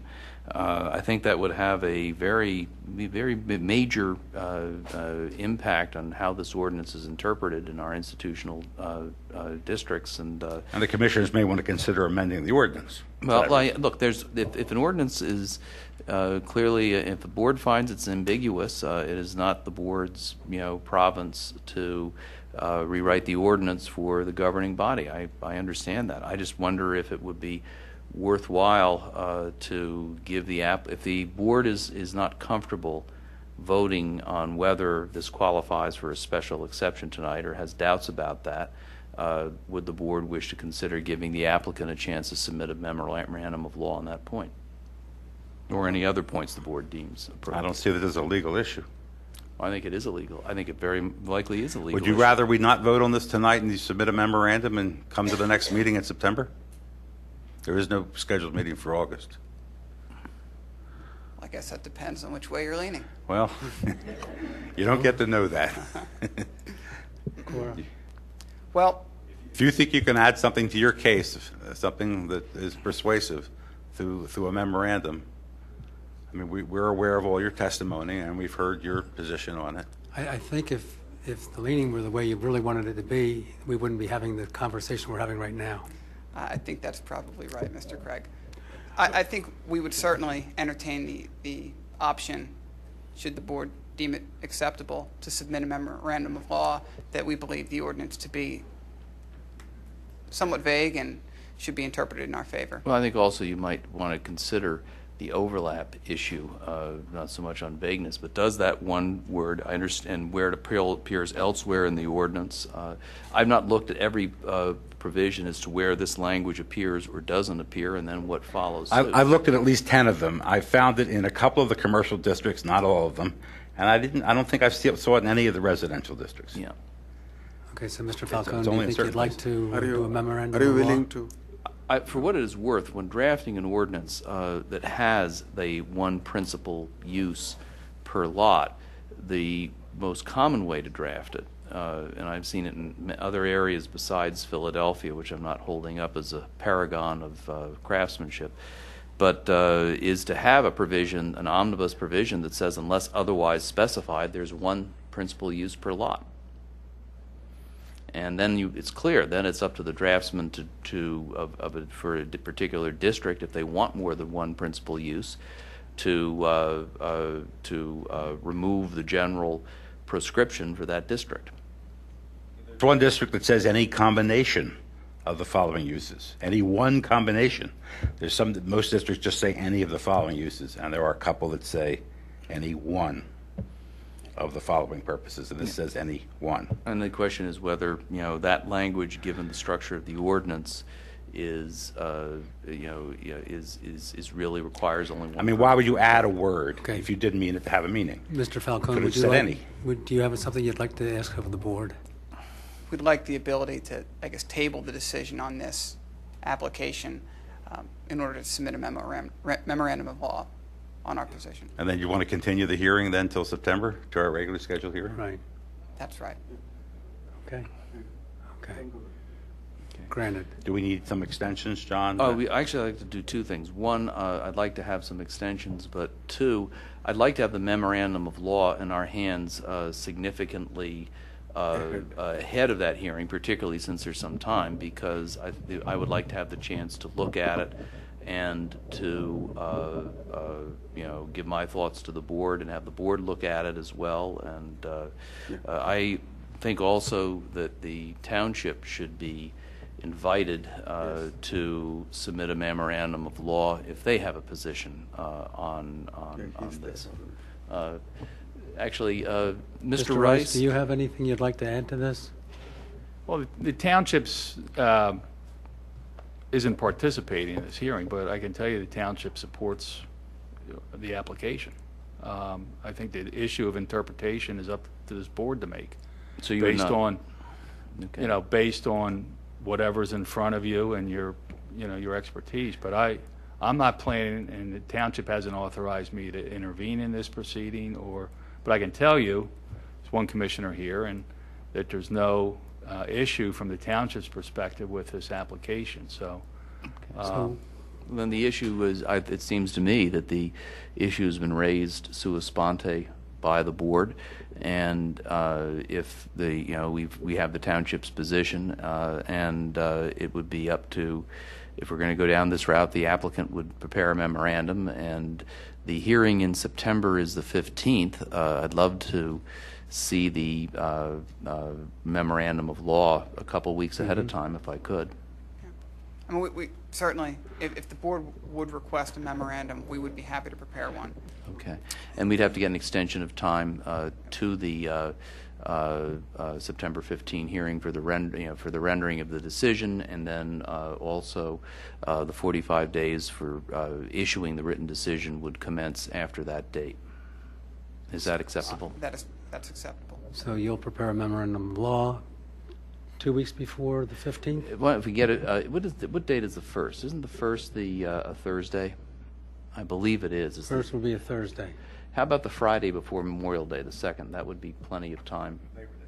Labor Day. I'm sorry. Is that acceptable? Can you get it to me by close of business on Friday, the 2nd of September? I think so. That would be acceptable. Okay, and all extensions will be granted? Mm-hmm. Okay, Noah? It's fine with me. Okay, Cora? Okay, granted. Thank you.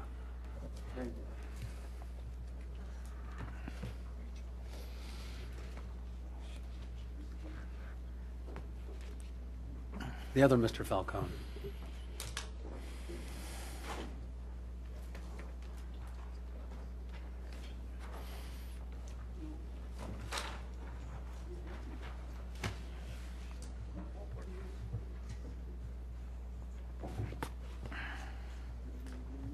Okay. Appeal 2858, the applicant Iona Kasky and MICP LP, located at 411-413 East Lancaster Avenue, Wayne, Pennsylvania, is zoned R5, seeks to install the rear of the two buildings an enclosed one-story connector between the two buildings in which she operates her business, Harmonia Spa. The addition will violate the side yard setback between the two properties. Applicant seeks a variance from section 280-35A4 small a relating to the side yard setback.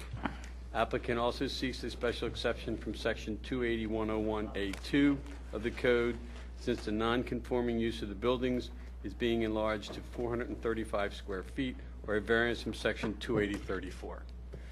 Mr. Cornelia, you are on, please. Evening. If you both raise your right hand, please. You do swear or affirm this testimony you're about to give will be the truth, whole truth, nothing but the truth. And if you would state your names one at a time, please. My name is Ilona Chaki. Hi, my name is Carrie Jackson Yance.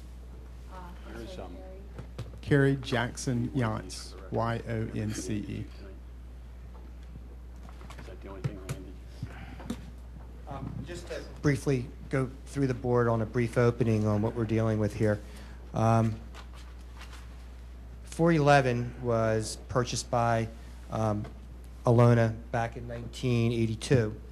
An LLC, or actually it's a limited partnership of which she is the managing member of the General, which is an LLC, purchased the adjacent property in 2006. Since 1982, she's been operating a day spa, which is really basically a wellness clinic, and she will explain to you.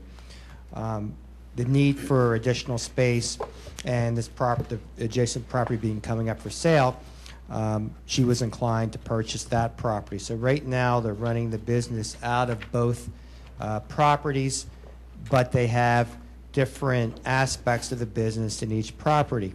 The problem is that when someone, particularly an elderly or a person that's infirmed, has to move from one building to the other, they have to take the person down the steps, outside, and then up the other steps. The request here, as you'll see on the next page, is to build basically a corridor, an addition between the two buildings. This could be one story, it's 435 square feet, to connect the two buildings and make it handicap accessible.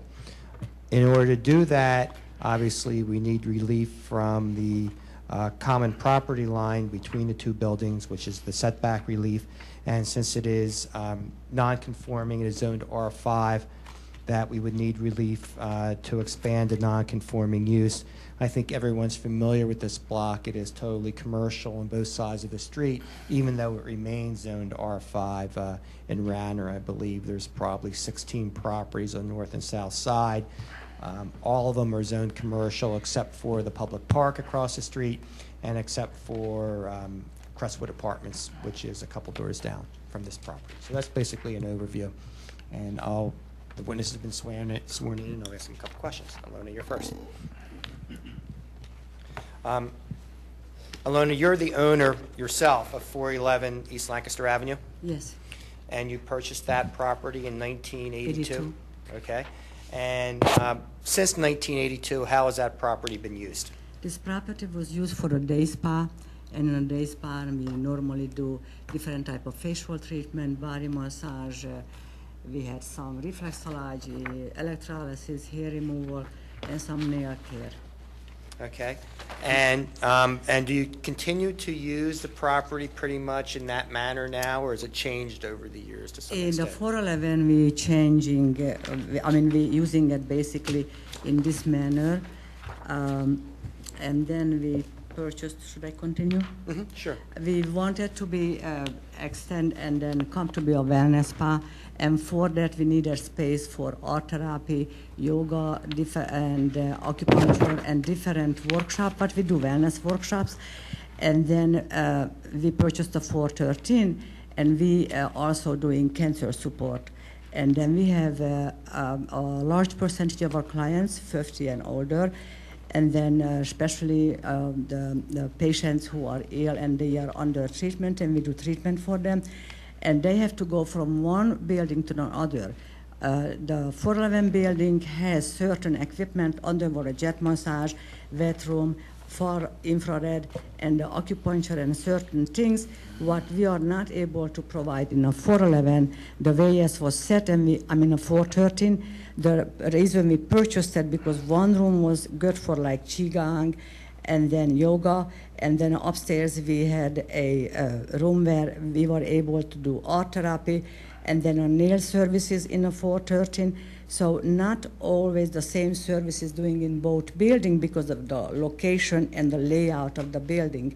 And many clients has multiple services when they come in the same time.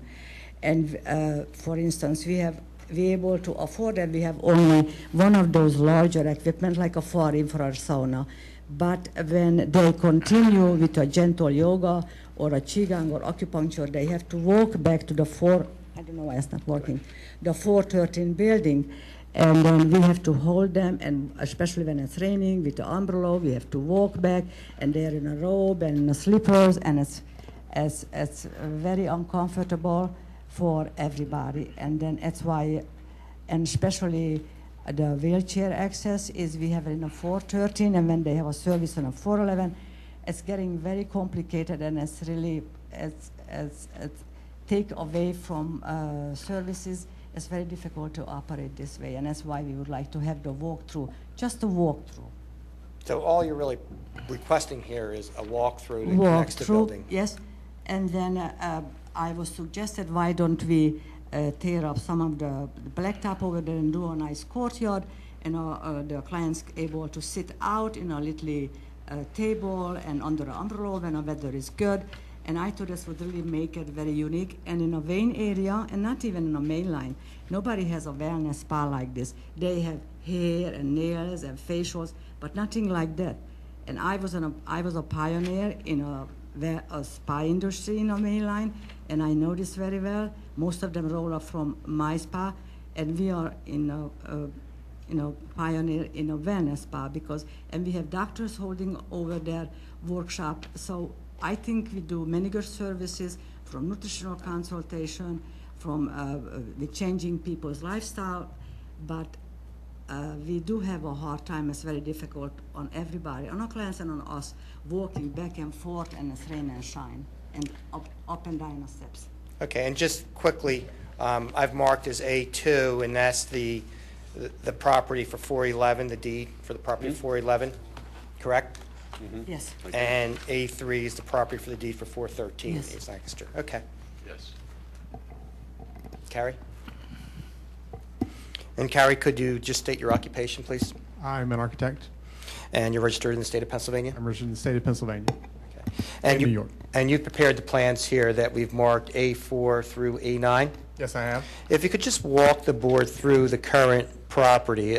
First, I noticed that 413 is 12 feet from the property line, and 411 is 11 feet from the property line? That's correct. And could you walk the board through the flow of traffic as well?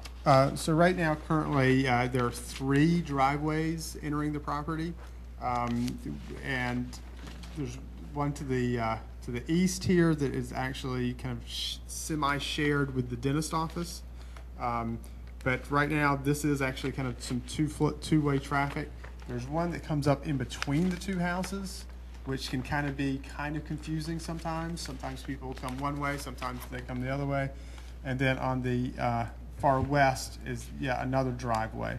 that currently is not necessarily one way or the other. Okay, now turning to A5, this is the proposal, and if you could tell the board what A5 represents, and are you closing any of these driveways and adding any green space to further reduce the impervious coverage on the site, which is currently non-conforming?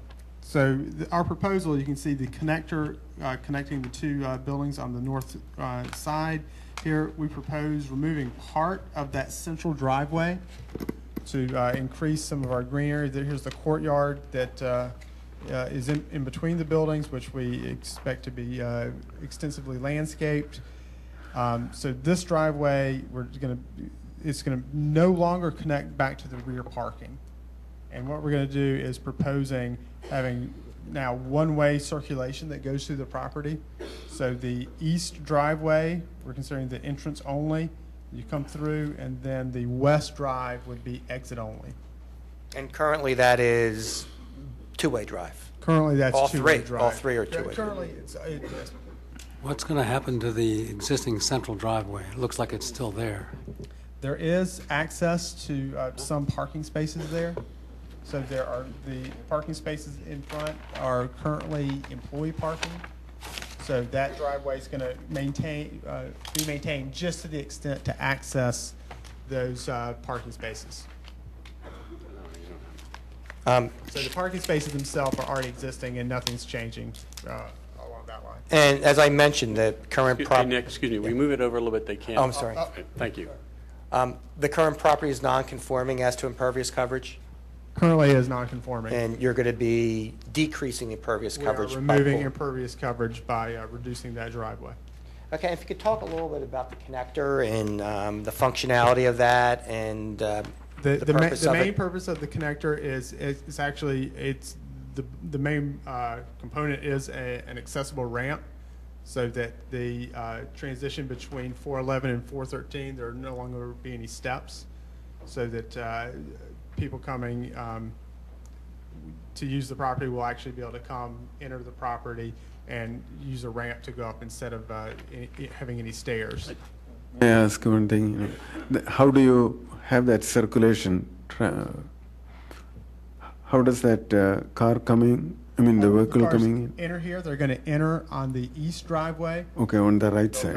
This is, and like I said, all the parking is currently existing. So Okay. then the drive will come across here, and then the exit is there.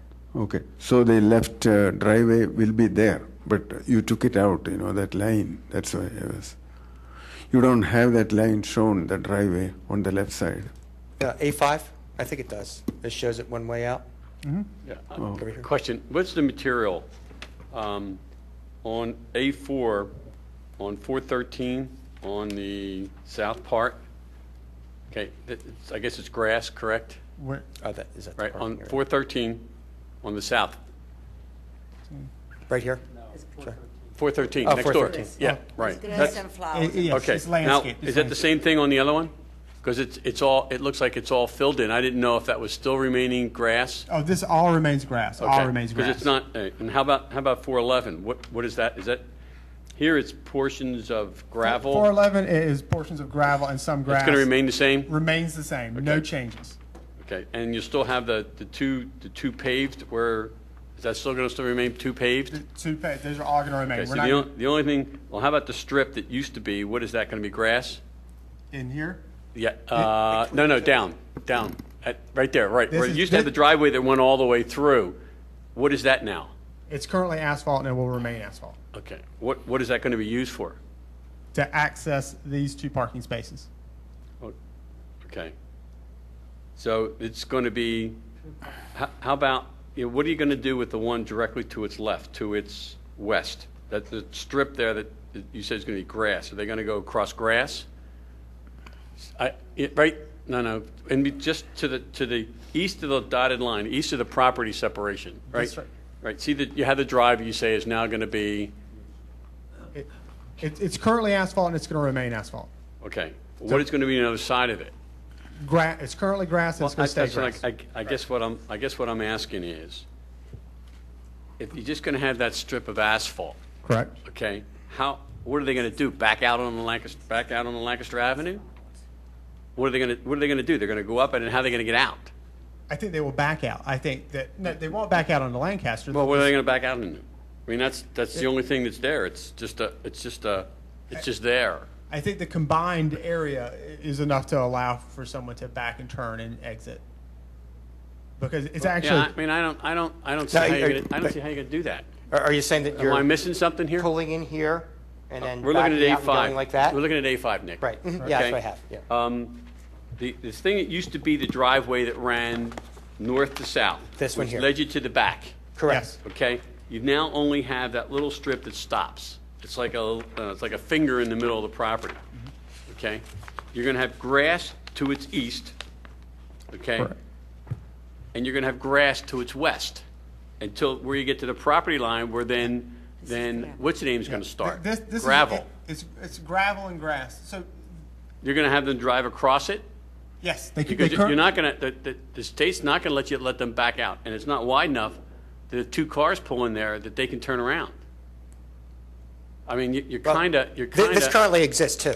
I understand that, but I think when you Now make it all your, circulates. the reason why it currently exists is because it ran to the back Yeah, part. it circulates now. Huh? Now it circulates around the property. Right, it does, but now it circulates, but when you put your, if we let you put your connector in and the grass that you're saying, which is very nice, you're going to have this little strip of macadam or whatever you're going to make it, and to get out of there, if somebody makes a mistake and pulls in there, okay, they're not going to be able to get out on Lancaster Avenue, and they're ultimately going to do that. I mean, I think you're better off making that all grass, right? And I think it'll make it a prettier thing because it's really non-use. You can't use it. You're right. You're right. Why couldn't employees access it from the westerly drive? Couldn't they access their parking spaces from the westerly drive? Actually, we need every parking lot for the employees because they're all. And we Yeah, don't but I'm all not taking it park. away from the employees. Yeah, That's we don't not. all park it after each other. So, in here. I think what's going to happen is that if an employee doesn't get there first, a customer is going to get there. No, they know, the clients know them. Yeah, well, They're watching a lot. you're saying that they know now, okay? But when you do all your innovations, it's not going to be so evident to them. Yes, They're gonna because it used to be your driveway. Yes, but our clients staying with us 1, 2, 3 hours, and when they come, we have a relationship. If they park there, just get the key and we move their car. I mean, if it's Help me here, happens- Nick. Yeah. I mean, if I may have a Okay.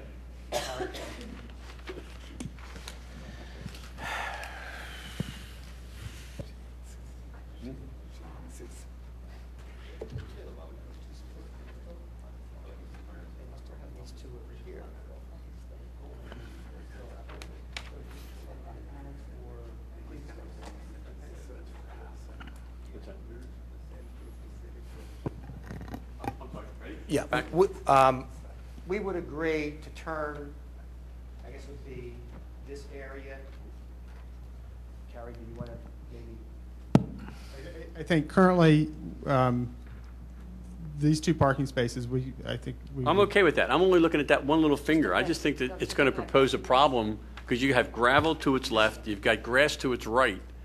And you got a little strip of grass in between it. I think it's going to be confusing to people. All right. Just a black dot, I understand. I'm only talking about that little finger that's there, right? That's it. That's exactly right. Okay, I agree with this, and then we can make flowers. Because Yeah, I mean, I just think that what's going to happen, somebody's going to pull in there and you're going to have problems. Right. Okay, so we're just talking about this finger. That finger, that's all I'm talking about. I think when you go somewhere else, they're going to give you, right, you got everything else is fine. I don't have a hard time with any of the other access or egress. I mean, if you can look and see what I'm doing here, you're talking about this. Yeah, that's right. That's yes. I understand. Right. That used to be the main entrance, right? They used to come in. The two building, Right. they had it, I don't know Yeah, why, I but understand. they had that. When we purchased the And of property. course, if both these lots were merged, you wouldn't need this relief. That's right. Is there a reason why you haven't merged the two lots? Well, one, they are under separate ownership, even though one, I mean, the Are there any other corporation people is- involved in the ownership besides you? Okay, I don't need to know who they are, I'm just asking. They're my family, my kids and my husband. Is there a mortgage on the property? No. Neither property has a mortgage? No, you should just I'm combine them. concerned because they want to connect these properties. I agree. I don't disagree. with And you. they're in separate ownership, and someday one may be conveyed off and the other one not. That's issue number one. Issue Well, number then the other way to cover that, and What? I did draft an easement agreement between the two.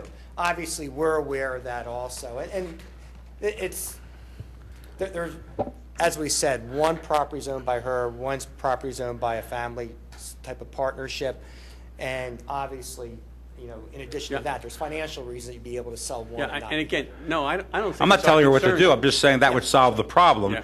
And if there's a reason, I'm concerned because anything that's different between the two means the properties could be severed. Yeah, but that's not If our the family problem. partnership, it's our problem if we give them approval to do something where they're going to attach the buildings. Yeah, but it's still not our problem, because if they sell them off to two separate entities, okay, that entity is probably going to buy the whole What thing if an and entity combine gets it. foreclosed though? What if there's a judgment against one entity and that property gets sold at sheriff's sale? Now you have a building that goes across the title line to a third party who may or may not care about any of this. But no, again, that's not a matter for the zoning board, not- but that's two, Well, there'll it be- is there'll because be- there's the possibility of severance. They're not. But there'll be an easement agreement, obviously, on it, and I've already drafted one. I can hand it up, and certainly any relief granted here, we would What be does the willing to easement do? condition. The easement basically sets the rights and parameters of the owners of the two buildings. Just like when you have a bridge, say downtown, you have a bridge connecting two buildings. You have different owners of those Yeah, okay, buildings. I as well understand. there. But- And the bridge connects the two buildings. But what Agreement happens as to if they maintenance of lose that title bridge. to one of the properties? What will happen to the easement It document? would still be in effect. Why wouldn't it still be in effect? So they're going to have buildings connected to somebody who's It'd be- unrelated? It would still be Yeah, I think it assigned. happens all the time. You just put a wall up so they can't get through, or a fire, or whatever. But I don't think it's an in the middle of issue. a handicap ramp. Well, you know, but Okay. I mean, I don't think it's this board's parameters to be worried about that. Our thing is, do we want to give them? That's one of the reasons why there's a side yard requirement, is to create a separation between properties that are in separate ownership. And we're letting them treat this as though it's a merged property without merging it and without even holding it in the same name and subject to the same legal rights that could divest ownership. That's why we I vote. guess the question that I have, if this is a variance, which it is, if they're going to be kept in single and separate ownership, I would agree. then what's the hardship other than it would be convenient for two separate properties which are being operated in related fashion to connect the buildings and build over the line? I mean, that's the problem. It's a variance case. The argument, I agree it's the variance case, but it's de minimis. Well, let's It's talk de about the minimis variance. relief, The de because minimis we is have- when you're a basically, few we inches have- into a even 25-foot though we side have yard, two not when you separate- cross the yard, when you cross the property line. But we have owners that aren't exactly in common, but very similar in common. Both owners obviously have no objection to this. You're going to have an easement agreement regarding the management of it. You know, as I said, it's just like a bridge downtown that spans two buildings. They occur all the time, and there's no issue with You mean from management Jefferson and Hospital to maintenance. Jefferson Hospital? No, there's bridges between two separate buildings, two separate ownerships. But it's so- possible the ownership would change and the bridge between the two buildings is no longer desired. That's correct. You know, and that would be up to the new. It's a whole owners to different issue. That determine goes over public right away. But Yeah. look, Nick, let me ask you another question. You asked for a variance under 35A4A. Did you mean C? It's C. It's C, okay. Yeah, well, there's some question of whether it's C No, or there not, isn't. but. No, there isn't. Because It's when not the a building- dwelling, it can't be No, A. listen now. When the building was built, they were built as residences. You know, But it's not now- the use. Yeah, This is now the based on use has use. changed. It says The it. use has changed now, By the way, so- you say that the buildings had variances to operate as offices. Do they have variances to operate as a day spa? That's what we have since 1982, and then since Are there variances? I don't think, no, I think it was just treated as an office and their use Well, was permitted. I thought, the name is familiar. I mean, are there variances in the There township was- file? There was another issue, if you remember, up at Stratford Mhm. Villa. Okay. Remember, that was something different. I mean, these are these, That I mean, wasn't her. That they're was non-conforming someone else. or they're No, it's variances. not If you. they're variances, then they're creatures limited as Yeah, they used your variances. name, So I don't think we can give you the special exception under the other part because we don't have the authority unless you conform to all the requirements, including the side yard. So it has to be a variance issue, not a special exception. The special exception says you have to conform in all ways to the dimensional requirements of the zoning. So the only relief we can give you was a variance, that or not, but not a special Well, again, exception. you know, we're increasing this property by 435 square feet. You know, and it's a one-story addition, and No, I but should you're show violating you- the side yard. You want a variance to violate it, but I mean, you can't do it as a special exception because you wouldn't be allowed to violate the side yard. They may need Oh, both. I agree with you, yeah. They I'm need not- they need both. They need both. They need the Yeah. variance for the 280-35 A4, A or C, whatever we And a decide. variance it's- to expand, and I would argue that at least in the variance to expand, that there's significant case law on the fact that expansions to keep up with normal business and expansion are granted very frequently. But I've this never isn't seen a one granted on non-conforming two use. separate This is an illegal properties. use. It's an illegal use, not a non-conforming use. Yeah. Non-conforming No, use it's not a- pre-existed the zoning. Yeah. This didn't pre-exist the zoning. No, I agree with you. They were Yeah. granted by variance. Yeah, So- they were granted by variance. I'm Okay, not if disagreeing they're- with these you. are granted. There Are is these no variance And uses? that's why we can't, that's why a There is special no exception. variance for this. And your No, let issue. me ask the question. One Are person each at a of time. these buildings being used for uses outside of the R5 permitted uses by virtue of a variance? Yes, Okay, so there are two variances on each property. that is correct. For what use?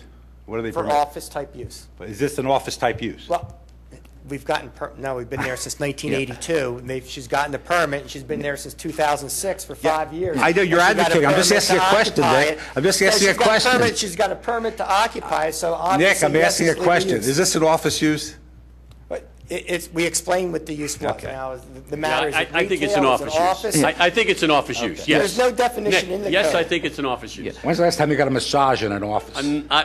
Listen, yeah, I don't wanna have. know. No. I don't No, wanna wait a know. minute. Look at this. No, wait a Noah, minute. doctor's May I, office. if they're operating outside their variance, it's for the township to cite them. That's not for the board to. However, one thing that is crystal clear: if it is a if the two uses are there by variance, they are limited to the terms of their variance, and there is no right to expand a variance, unlike a non-conforming use. These uses are creatures of variance, and that being the case, expansion of a non-conforming use is not available to them. The uses are variance uses; they are not creatures of non-conformance. Except by variance. Well, yeah, Yeah, but except by variance. so the special exception for a non-conforming Yeah, right. use does not apply. I The understand. only thing that applies here is the board going to give a variance to build over a property line in violation of the side yards? And has the applicant made a showing to support that grant to the board's satisfaction? It's a simple variance case. If I may, just to move on a little bit, I'm going to mark as A10, Carrie. Can you just explain, this is the connector we're talking about, is that right? Can you just explain That's what we're correct. talking about? Because again, remember, I'm arguing this is de minimis. We're talking about a 235 square foot connector, that is in the rear of these buildings that isn't even visible from the street. And also, we're decreasing existing nonconformities regarding impervious coverage. But Carrie, go ahead. You can see, we're just anticipating this being kind of almost like a glass breezeway. The ramp will run here, there's an entry door there. Just trying to basically connecting the corners of these two existing buildings. The lower rendering you can kind of see is a view looking into this courtyard below. But we're trying to keep it just super simple, nice, open, light, but really just a kind of a breezeway connection between the two buildings. Just for So the it's record, not Nick. not that Just for the high. record. Yes. I'd have to say to the board that I don't see a de minimis variance here. If you were going through the yards on both sides of the property, so it's across the line, I just can't see Right it. now, it requires minimum of 15 on either side for each property. Yeah, they're closing the And yard, they're the going entire to yard on zero. either That's side. right. I mean, that's de minimis is where you've got a It's the 25-foot side yard. urbanization. It's the and you're- urbanization of the property. Pardon me? They're urbanizing the property. Well, it's not a de minimis variance, whatever. it is. Urbanizing? No, Yeah, you're come on. you're building the urbanizing. property lines on two sides. Yeah. You're urbanizing the property. All right, I guess. I think. Our green country town is being urbanized. I don't think the minimum, that's a good try, though.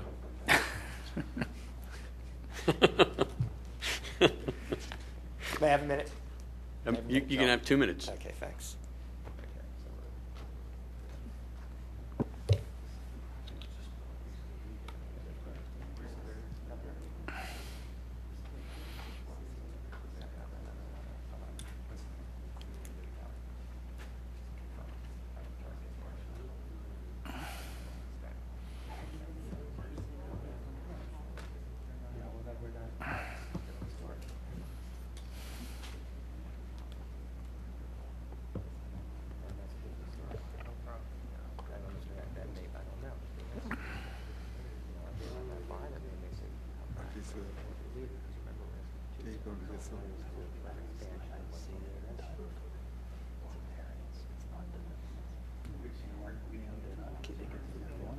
Well, let me say, I don't know what. And you've got two variance uses, so there's no pipe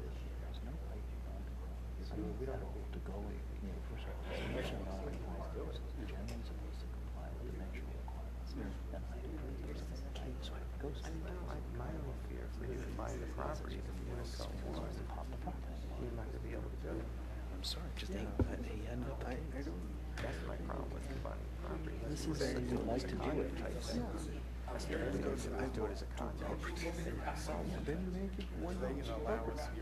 Change the zoning. I mean, change our setback. No, it's like our setback. If we condo it or remove the lot line, it's not our setback. But they Expansion. Then they don't have to come to us. Variance. See, I think that well, of course, here they have more than one use. Now that they have to have variance. That's not the forest. They're trying to get us to keep the two properties separate and go completely ignore the side yard. There's no, there's the argument that we kind of would like to do it because it would be convenient. Is there a hardship? I think she was just naive. Nick will take any of this case. I'm thinking, you can sell it here. Yeah, but you can't, The last one, what Noah said is the right thing. He backed off and let him come up with it. Well, I personally think that the ordinance is not very well written. That's true. But let them prove it, okay? And look, and what I think doesn't matter. It's what you guys think. You're going to have to decide it. I know I was going to oppose it. Well, it was going to come up in the, if we'd gotten into Eastern, that was going to come up. Just talking out loud with the applicant here, and one option obviously is to condo the property, which in effect removes the lot line, but we're still dealing with the situation of we would need a variance to expand on. You're going to condo it while you have parts of it in separate ownership? You're going to No, have a condo? we'd have to do it in, well. You'd have to merge If you're going to merge, you don't have to condo it. Yeah, I know, but problem. see, the problem with merging it is that now you got to sell both buildings at once.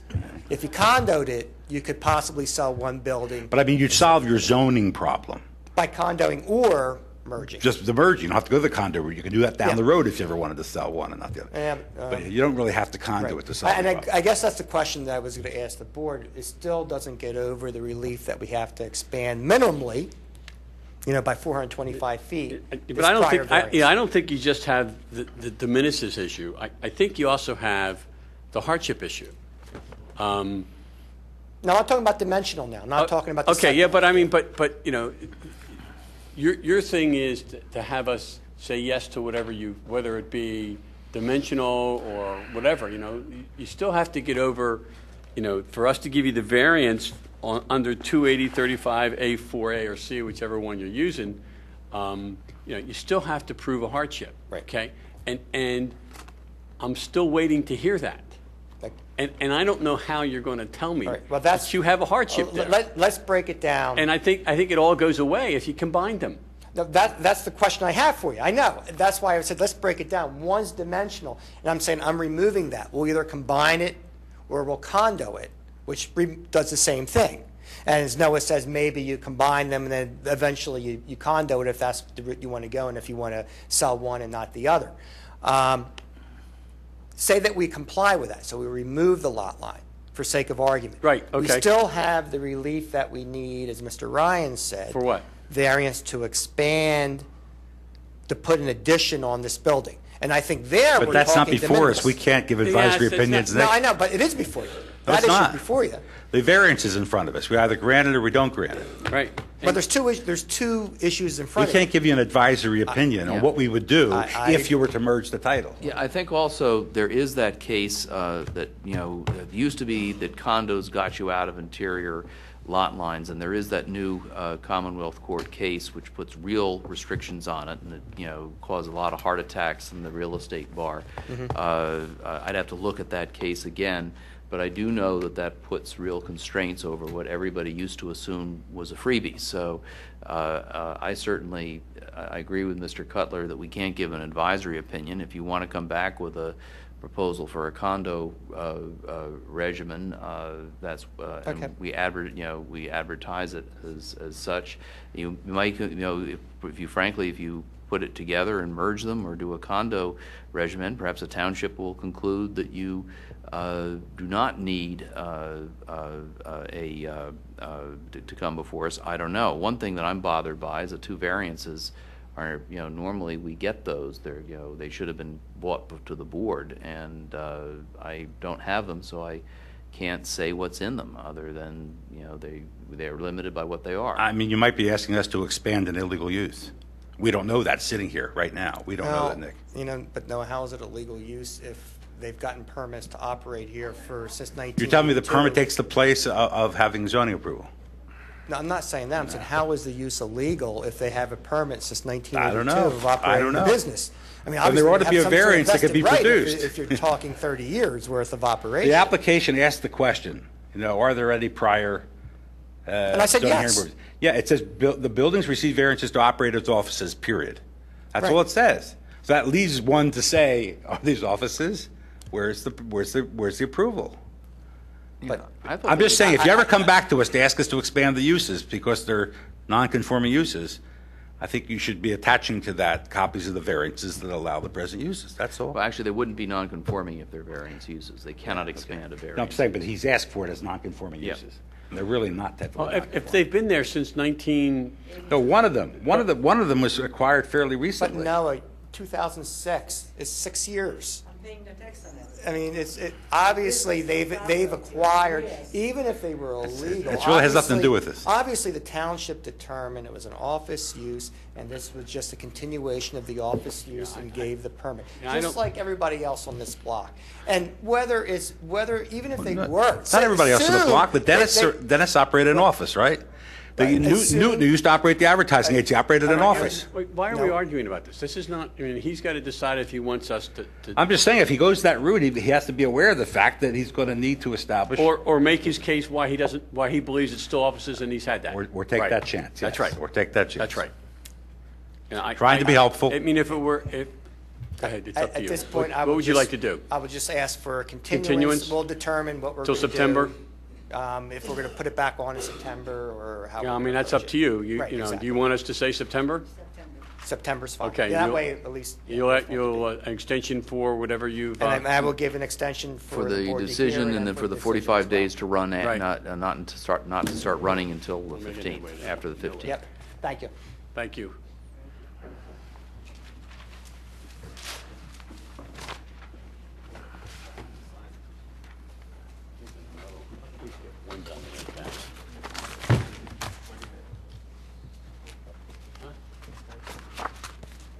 No, I have no place to go. I just want to get him out. I just don't like not having decisions. We should be able to have decisions. Okay, we're ready? Appeal number 2860, the applicant Paul Mastrooni and Rite Aid of Pennsylvania, Inc., property located at 237-245 East Lancaster Avenue and zoned WBOD. The applicant seeks determination or interpretation by the board that, 1, the proposed Rite Aid building to be located at the building to line along North Aberdeen Avenue, and architectural offsets are not required on the west side of the proposed building along Cromer's Road, or on the north side of the proposed building facing the Township Public Works Building. The principal sections of the zoning code relevant to the appeal are sections 280, 53.6, definitions 280, 53.8A, front yard setback, and 280, 53.8F, building width. Two additional sections which may be relevant are sections 280, 53.5, conflicts with other code sections, and 280-4, definitions and work usage. You're up. Good evening, members of the board. My name is Donald Petrosa. I'm here representing the applicants. With me this evening are several people, not all of whom will need to testify. Paul Mastropieri, the property owner, is here with me. Two representatives from Rite Aid, Paul Newland and Richard Bradley, are here. Robert H. Lynn, who's an architect, is here and will testify. Rhett Chiliberti of Bowler Engineering is also present. I would anticipate calling probably 2 witnesses. There's a slight possibility that I might have to add a little bit of testimony myself, just on some background or procedure as to how we got here. The other witnesses would only be called if there was a question that needed to be addressed. And the chairman read the 2 interpretations or determinations of the zoning officer that we're appealing from. And I won't go in any detail right now. I will have some argument I'd like to make about that later, and we are going to cover it in the testimony. But basically, the 2 issues are whether or not there's a proposed Rite Aid building where the Blockbuster and Taco Bell are. We've actually been before the zoning hearing board twice on 2 prior applications. And there's something in the Wayne Business Overlay District called a build-to line that we'll have some testimony about. And we have located the building at the build-to line of East Lancaster Avenue. And just recently, an issue has arisen as to whether or not the building is also required to be located at a build-to line on North Aberdeen Avenue. In other words, we have the building closer towards where the Blockbuster is currently, the Blockbuster building. And the question is, does the building have to be located closer to, or at the corner of North Aberdeen and Lancaster? The second issue has to do with what are called architectural offsets. Some people refer to them as articulations, and these provide that when a building is more than 50 feet wide, there have to be articulations or architectural offsets, which are basically in the building wall where it comes in a foot to break it up so it's not just straight across. You'll hear in the testimony that we've been at this project for about just a little under 3 years now, and these issues have just arisen for the first time. The zoning officer, as a result of a comment that someone made, has rendered these determinations. We do not agree with the determinations, and we've appealed from them. So with the board's permission, I would like to call, actually I guess all of our witnesses should be sworn in, and that would be Robert H. Lynn will definitely testify. John Simon may offer a brief, some very brief testimony, and myself, Donald Petrosa. There's a slight chance I may need to testify, but I may not. Mr. Petrosa, before we start, hasn't this has this building and this layout been approved by this board already? What happened is the first application, the building was approved as to the number of stories. It's the ordinance requires 2 stories. It's 1 story. We had an argument about the mezzanine, but basically we got relief for that. We were also seeking at that time a variance for the drive-through, which you did not get. Which we did not get. That was denied. Subsequently, the Board of Commissioners amended the ordinance to allow the drive-through for pharmacy only.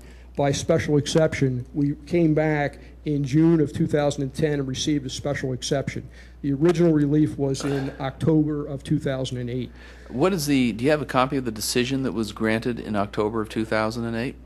Yes, I do. It was filed with the application. It is attached to the application. Can you show me where it is? I didn't see it.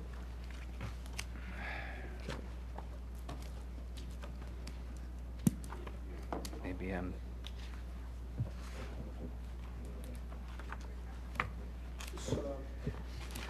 This is a complete copy of everything, all the exhibits, including the original applications filed. It's not... letters. Did I not get a complete packet?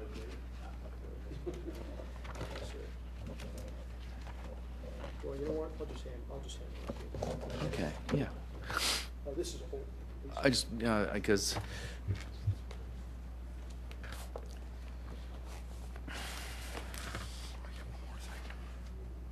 Yeah, I don't see in the list of exhibits here.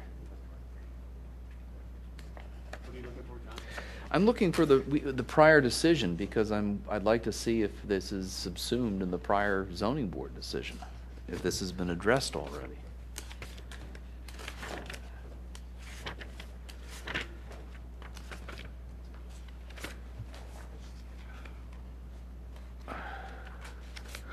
I mean, there were two stages. One, we gave an approval.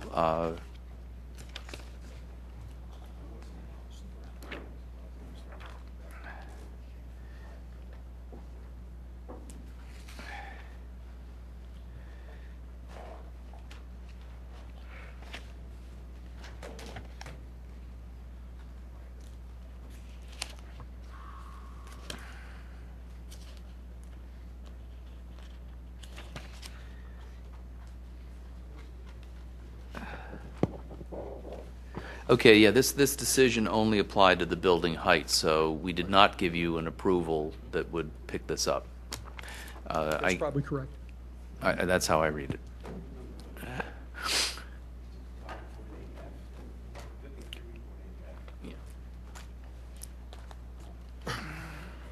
So with the board's permission, I'd like to have the witnesses sworn.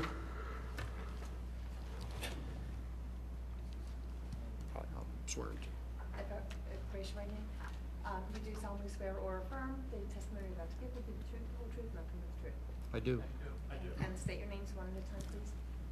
John Simon. Donald Petrosa. Robert Lynn, L-I-N-N. With the board's permission, I'd like to hand up copies of exhibit packets. Most of these documents were provided when the application was filed. However, there are a few that were not.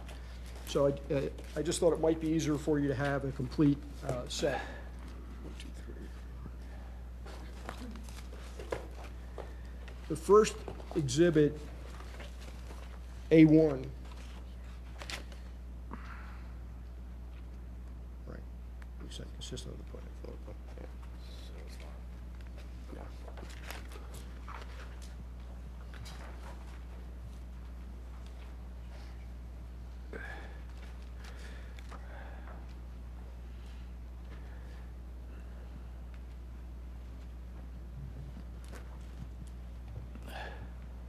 I did not attach a copy of Exhibit A1 to everyone's packet, although Mr. Ryan's packet does have it. That was just the original application with all the documents and materials that accompanied the original application. But with the board's permission, I would like to call Robert Lynn. Excuse me, are all these in the original file? No, they are. What you just handed me is what? That is all of the exhibits that we intend to use tonight. Okay. And there were a lot of exhibits attached to Now, A1. what does Mr. Ryan have that we do not have? The only thing he has, and you're certainly welcome to have a copy. The only reason I want it for the file. Okay. I'll I'll give give you a copy of Exhibit Okay, A1. just to put in the file. In fact, I'll give you this packet that has everything. 3 years from now, when we look for it, it's Sure, that has everything.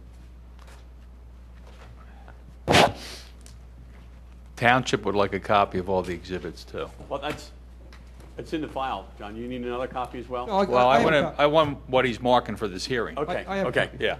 But I just put what he just gave you is now in the official record file. Okay.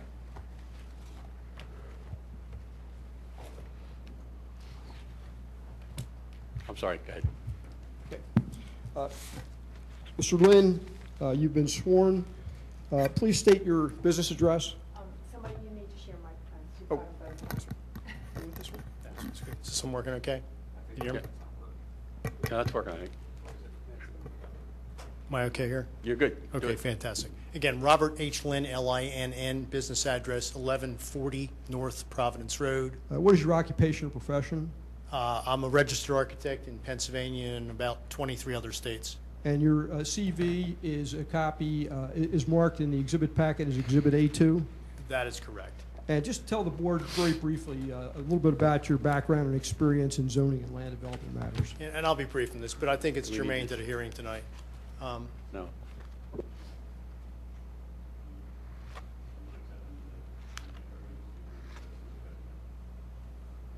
I'm willing to accept. I'm willing to accept it. That's, Your we don't, I appreciate we that. think you're an expert. Well, thank you. you. Look like an expert, Well, so thank therefore you. go. Thank you. Well, Are you familiar with the properties located at 237-245 East Lancaster Avenue where the Blockbuster Video and the Taco Bell Pizza Hut are currently located? yes, I am. And did you previously testify before this board with regard to matters related to the development of the property with a proposed rite aid on 2 prior occasions? I did. It was October of 2008 and I believe July of 2010. Okay.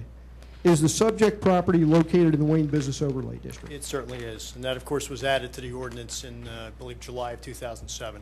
In connection with your work on this project, did you prepare a zoning plan for the proposed rite aid dated August 18th, 2008, which was introduced as Exhibit A6 at the zoning hearing on October 16th, 2008, in Appeal Number 2789? That is correct. And do you have a copy of that plan, which we've marked Exhibit 3 for purposes of this hearing? Yes, we do, and I believe it was handed up as a package. All right. Now, in connection with your testimony before the board in Appeal Number 2833 on or about June 17th, 2010, did you prepare a zoning exhibit plan for the proposed rite aid dated 10/12/09, last revised 4/14/10, which we have marked Exhibit A4 for purposes of this hearing? That is correct. Now, is the location, size, and shape of the proposed Rite Aid building the same on Exhibits A3 and A4? It is identical. And without going into a lot of detail, the Rite Aid project essentially involves the demolition of the existing Blockbuster and Taco Bell buildings, the consolidation of the Blockbuster and Taco Bell lot, and the construction of a new Rite Aid on the property? That's correct. The board's familiar, but it's a 1.12 acre site exclusive of right-of-way.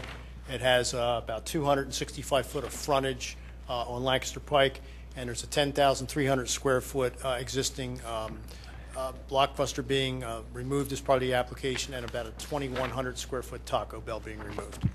Now, when you were preparing the zoning plan dated August 18, 2008 for the proposed Rite Aid in connection with the 2008 zoning application, did you review the relevant zoning regulations, including Article Roman numeral 12A, titled Wayne Business Overlay District? Absolutely. Now, Article 12A of the zoning ordinance contains a definition of the term build-to line and provisions with respect to the build-to line, does it not? That's correct. In fact, the exact section is 280-53.6. It's the definition section. Of course, it's now been codified within the ordinance. And the exact definition of build-to line is only one sentence. The line at which the front wall of a building shall be located and is parallel to the street right-of-way, and see figures 1 and table 1. Table 1 is, of course, the table which establishes the dimension from the center line of various streets back to the build-to line. So it's a street-by-street type of table. It's actually contained as an illustration within the back of the zoning ordinance. Now, did you locate the proposed Rite Aid building at the location depicted on Exhibit A3 and A4 in order to comply with the build-to line requirements of the zoning ordinance? Yes, and in our particular case, that's a 45-foot dimension from the center line of Lancaster back to the build-to line off of Lancaster. Now, have you reviewed the site plan, which is sheet 2 of 19 of the preliminary land development plans for Rite Aid Corporation prepared by Bowler Engineering, dated February 25th, 2011, revised March 9th, 2011, which we have marked as Exhibit A5 for purposes of this hearing? Yes, I have. Is the building location the same on the site plan marked Exhibit A5 as it is on A3 and A4, the two zoning plans you prepared? Yes, once again, all plans are identical. Okay. So the point is, since August of 2008, when the initial application was filed, the building hasn't moved. It's always been in the same location. Is that correct? That is correct. Now, in your opinion, does the proposed building location as shown on the plans satisfy the build-to line requirements of the zoning ordinance? Yes, and I'll probably maybe spend 1 minute on this answer, the longest answer of the evening, because it's probably the most important piece of the case. Again, I read the definition of build-to line. The wording of any zoning ordinance, as you know, is critical. Where they put a comma, where they put an and is always critical. But again, one sentence, the line at which the front wall of a building shall be located and is parallel to the street right-of-way. And again, I already discussed Table 1, but Figure 1 is equally important. Figure 1 is actually an excerpt from your ordinance, and I believe it's in your packages. I don't know whether you'll be able to see this scale or not. But Figure 1 is important because it shows exactly what the intention was of the language. I've actually worked on preparation of several zoning ordinances and quite a bit of the language in 4 municipalities. And the only time you actually take the time to do an illustration and attach it in the back is because you want to make absolutely clear that it is crystal to those reading it and interpreting it that what you have is exactly what the text said. Sometimes text doesn't explain it, a picture does. Illustration Figure 1 in the code shows a very dark arrow pointing towards a dashed line. It shows a main road by definition. It shows a road on the left by definition. There's a single arrow pointing to a single dashed line defining the build-to line of this particular illustration. It also shows absolutely no dashed line on the side road, so it appears that the ordinance was fairly clear in the intention relative to the illustration. Now, there's a second piece in the ordinance I think is just as important, and that's section 280-53.8A. That's the front yard setback. Again, that's within the WBO language of the ordinance. And I'm reading right out of your ordinance again. It's very brief, but again, this is important. Front yard setback.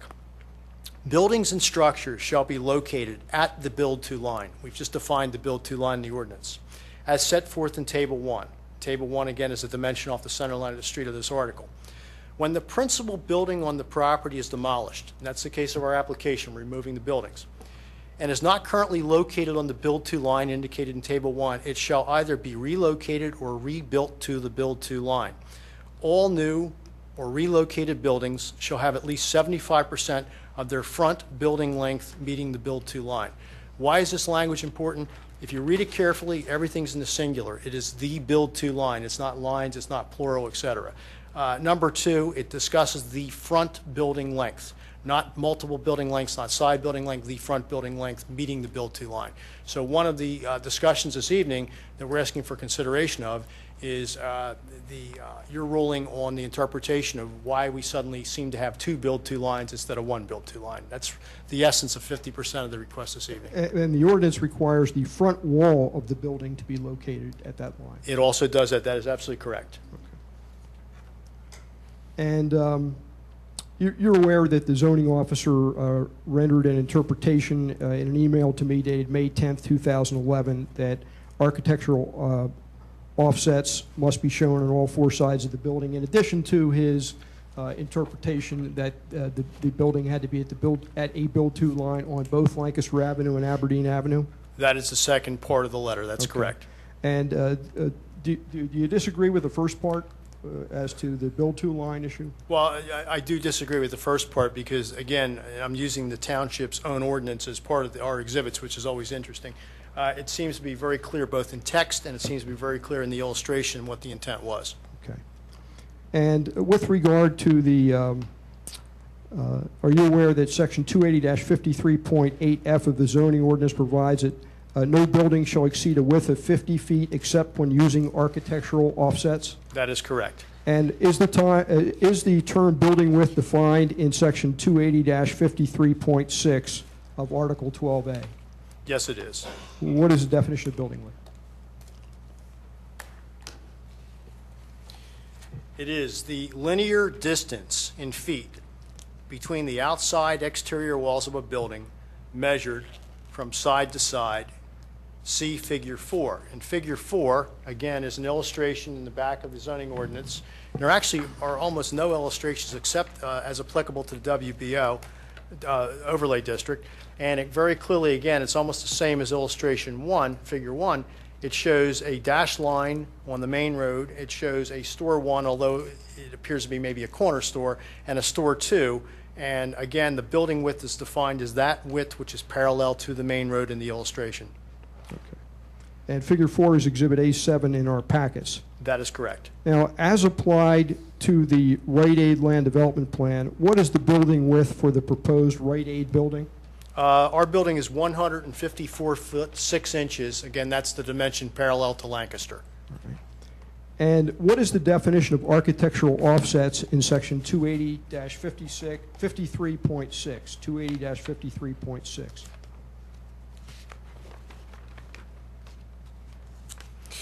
Again, a very clear definition. Architectural offsets, portions of a building wall along a street wall, which are offset so as to create articulation of the building wall. These offsets shall be 90 degrees perpendicular to the building and shall be a minimum of 12 inches deep. Okay. And there's another sentence that says any variation shall be subject to approval by the design review board? Correct. Okay. Is the proposed Rite Aid building designed using architectural offsets? Absolutely. Please point out and describe the architectural offsets that are proposed, making reference to the site plan from the land development submission being Exhibit A5. this board has seen this exhibit several times at past hearings, but once again, the building has a series of articulations running across the front of Lancaster. It also has a series of articulations running parallel to Aberdeen, which step in and out of the building. The architectural rendering of the Radnorized Rite Aid also shows very clearly the fact that there's both vertical and horizontal articulations. The building sets in not only to match the ordinance, but in an attempt to bring it down in scale to more of a pedestrian scale. It has a series of roof lines. It has a series of canopies, all of which step in and out and undulate back and forth. And that front rendering of the Rite Aid building that you just put up there is Exhibit A11 in the packets? That is applicant's 11, that's correct. Okay. Now, are any architectural offsets proposed on the north side of the building, which would be the side facing the township's public works facility? No. I believe applicant's 12. We have A8, A9, and A10 are photographs of the. But I believe the north side of the Okay. The rear rendering of the building. That is correct. Is A12. You could interpret it to have architectural offsets in that the roof line, the mansard articulates in and out, but the basic building wall is flush per se. So I do not think it necessarily meets the definition. Okay. Do photographs A8, A9, and A10, which were submitted as part of Exhibit A1, the original zoning application packet, show the township's public works facility as viewed from the subject property? Yes, they do. Do you want to put one or two of those up real quickly? Certainly.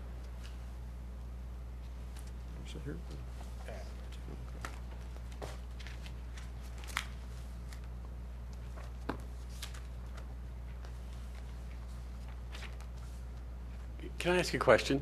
Sure. Real quick. Why did you not do offsets in the back?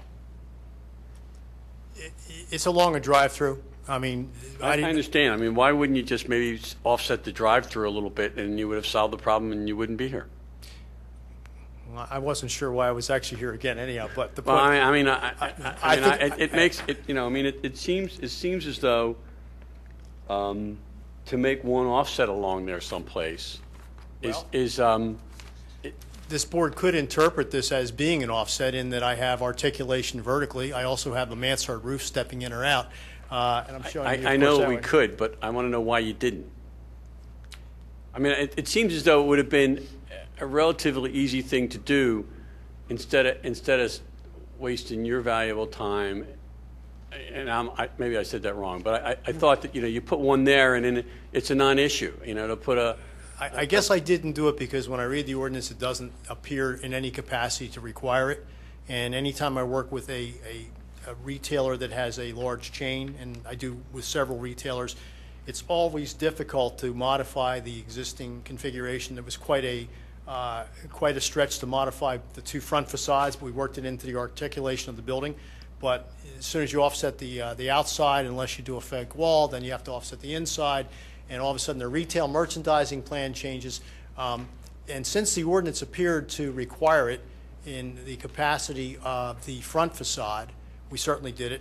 I believe I voluntarily did it on the side facade facing Aberdeen. I'm not certain the ordinance truly requires it, but it did not seem, since the only view was from the photographs Mr. Petroza was starting to show, which the only view is from the back wall of the township garage for the northern facade of the building. And the ordinance appears to be very clear that it doesn't seem to require them in any capacity on that wall. I simply didn't apply them. Would you mind showing exhibits A8, A9, and A10? A8, A9, and A10, I don't know if the camera has them. I believe they're in your packages. Show again the existing Taco Bell, and you can see the large edifice in the back, which is actually the one of the township's municipal facilities for maintenance in the rear. You can see, I believe, the brick walls with the parking against it. So again, what the view is that's from the township's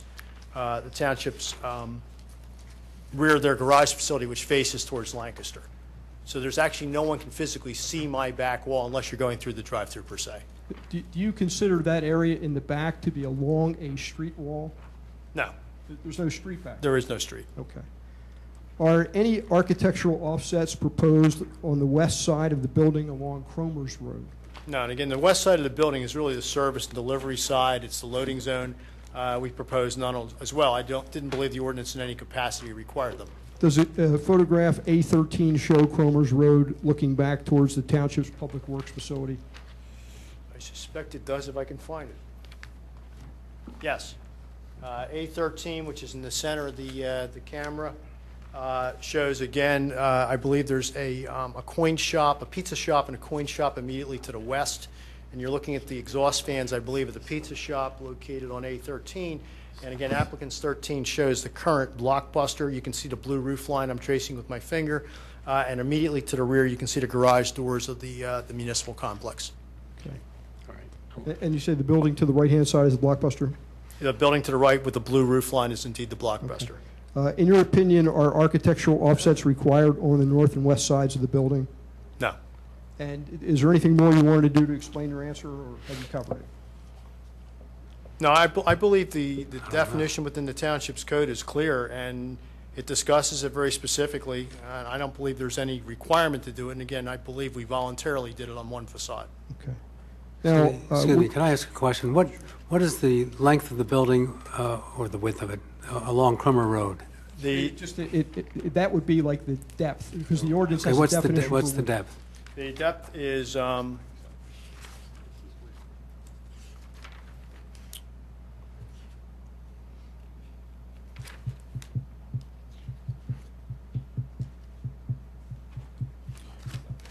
probably easier just look it up on the plan. 95 foot 2 inches from Lancaster back. 95 foot 2 inches. Okay, and why no architectural setbacks?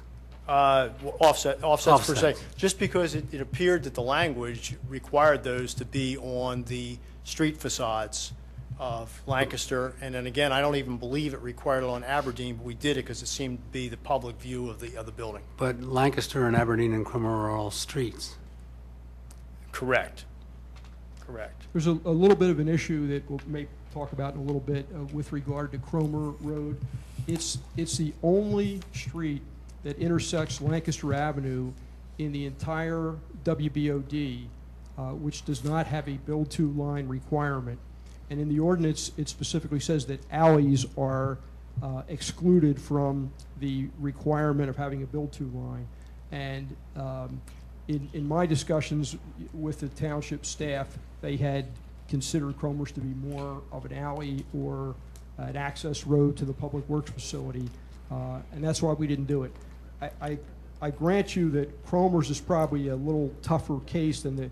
I think clearly the back wall is not. There's no street wall back there. But we do have arguable. We do have a requirement to have consistent architectural vocabulary on all walls. And you'll notice on applicant's 12, which was the north facade, I just didn't do a stucco wall. I mean, I do have architectural vocabulary with roofs and windows and materials. But I think the offsets are called for on roads, and Cromer, if you're coming east on Lancaster, there's great visibility of what your wall will be. And I think it's the offsets are Pete, I think when they were here before, we did have a discussion about Cromer's and whether it was an alley or not. I'm not sure you were on the board at that, are you? And I was asking, I was asking Cora and John.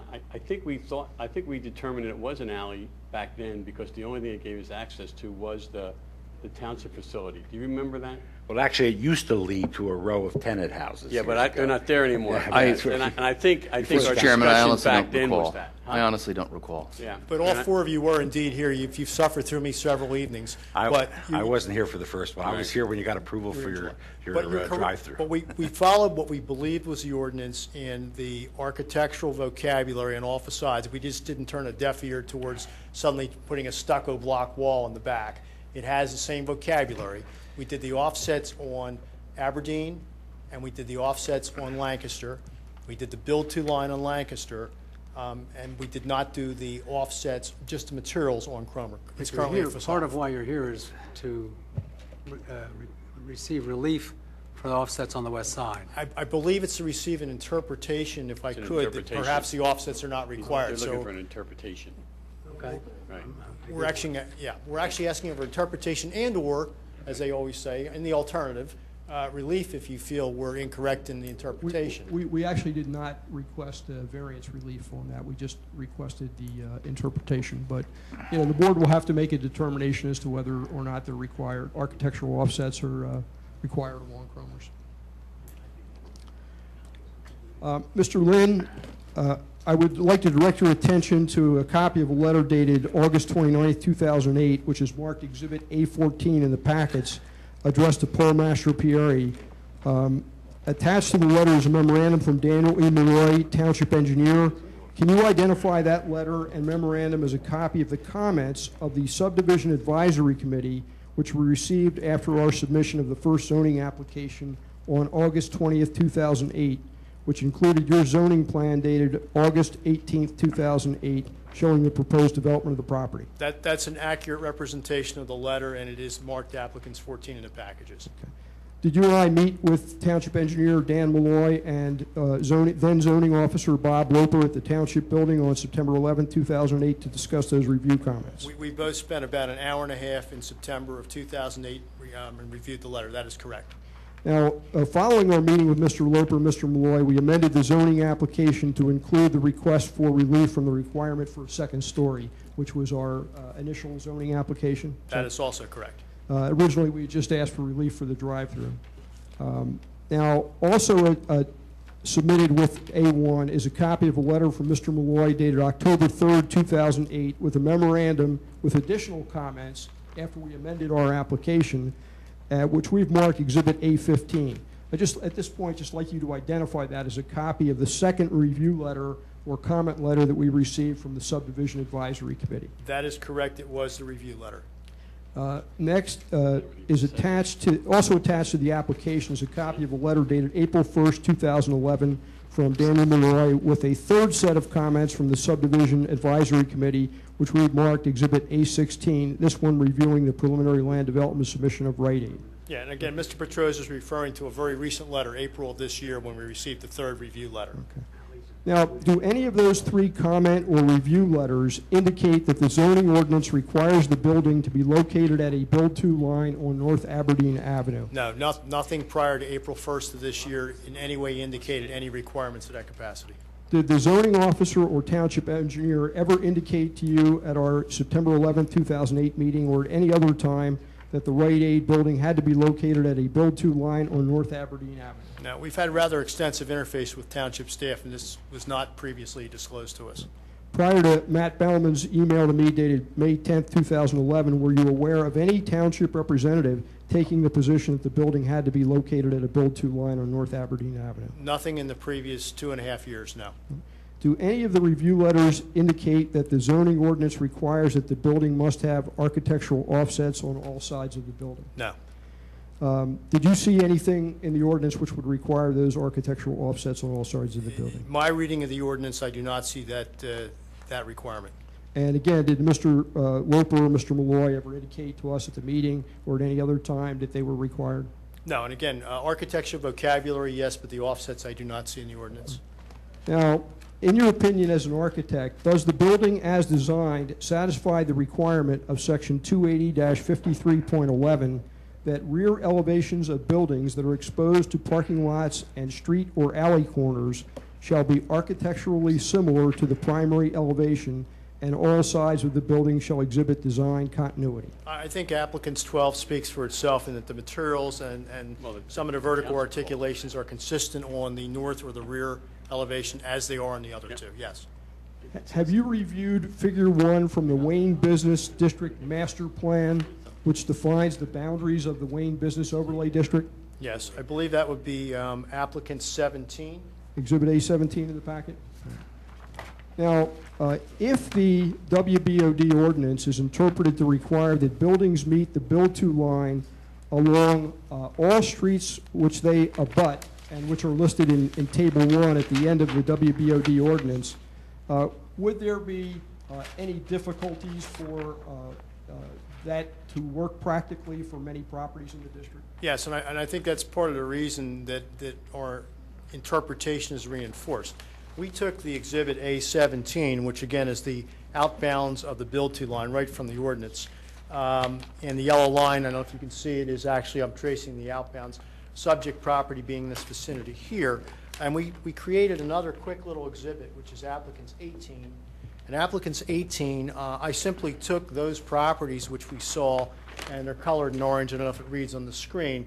And I looked at other properties that could potentially have more than one street frontage. Some have 2 and some have 3. And we have little 3s and 2s. So you can see there's a fairly significant number of properties within the WBOD zoning overlay district that would have issues with trying to maintain buildings, in some cases that are both front and back on through streets, in other cases that are corners, in certain cases that have 3 corners. So I think there's some problems there. Looking at the AT&T lot, can you point that out on that Exhibit A18? AT&T is fairly far west on the overlay district. And again, it happens to be, it has frontage on 3 streets. It's fronting on West Avenue, it's fronting on Bellevue Avenue, and it's of course fronting on West Lancaster Avenue. So that's a 3-sided parcel. And if the ordinance required a building redeveloped on that lot to be located at a build-to line on each 3 of those streets, the building would have to cover all of that property? That's the way it would have to go if that interpretation was rendered, yes. And the part towards West Avenue, the road actually curves, so that part of the building would have to be curved? To match the technical definition of the build-to line on West Avenue, you would have a curved facade. Are there several other properties, you don't have to go through them all, but Wayne Presbyterian Church, for example, does that have frontage on many streets? It has frontage on 3 streets as well. There's the school property has frontage on Luella, South Wayne, and School Lane. St. Catherine's Church appears to have frontage on 3 streets. And again, subject property is the actually the very first property in the WBOD going from east to west, and it's kind of dotted on the on applicants 18. So those 3-sided or properties that abut streets on 3 sides, they'd have to have building along all 3 sides of those? If the ordinance was interpreted that the build-to line existed on more than 1 street, and again, I offer that it does not have that language in the ordinance. In fact, it's very clear it doesn't have it, and the illustration is very clear it wasn't intended to have it, or else the illustration failed in its attempt. Yes, that would be the case without variance relief. Okay.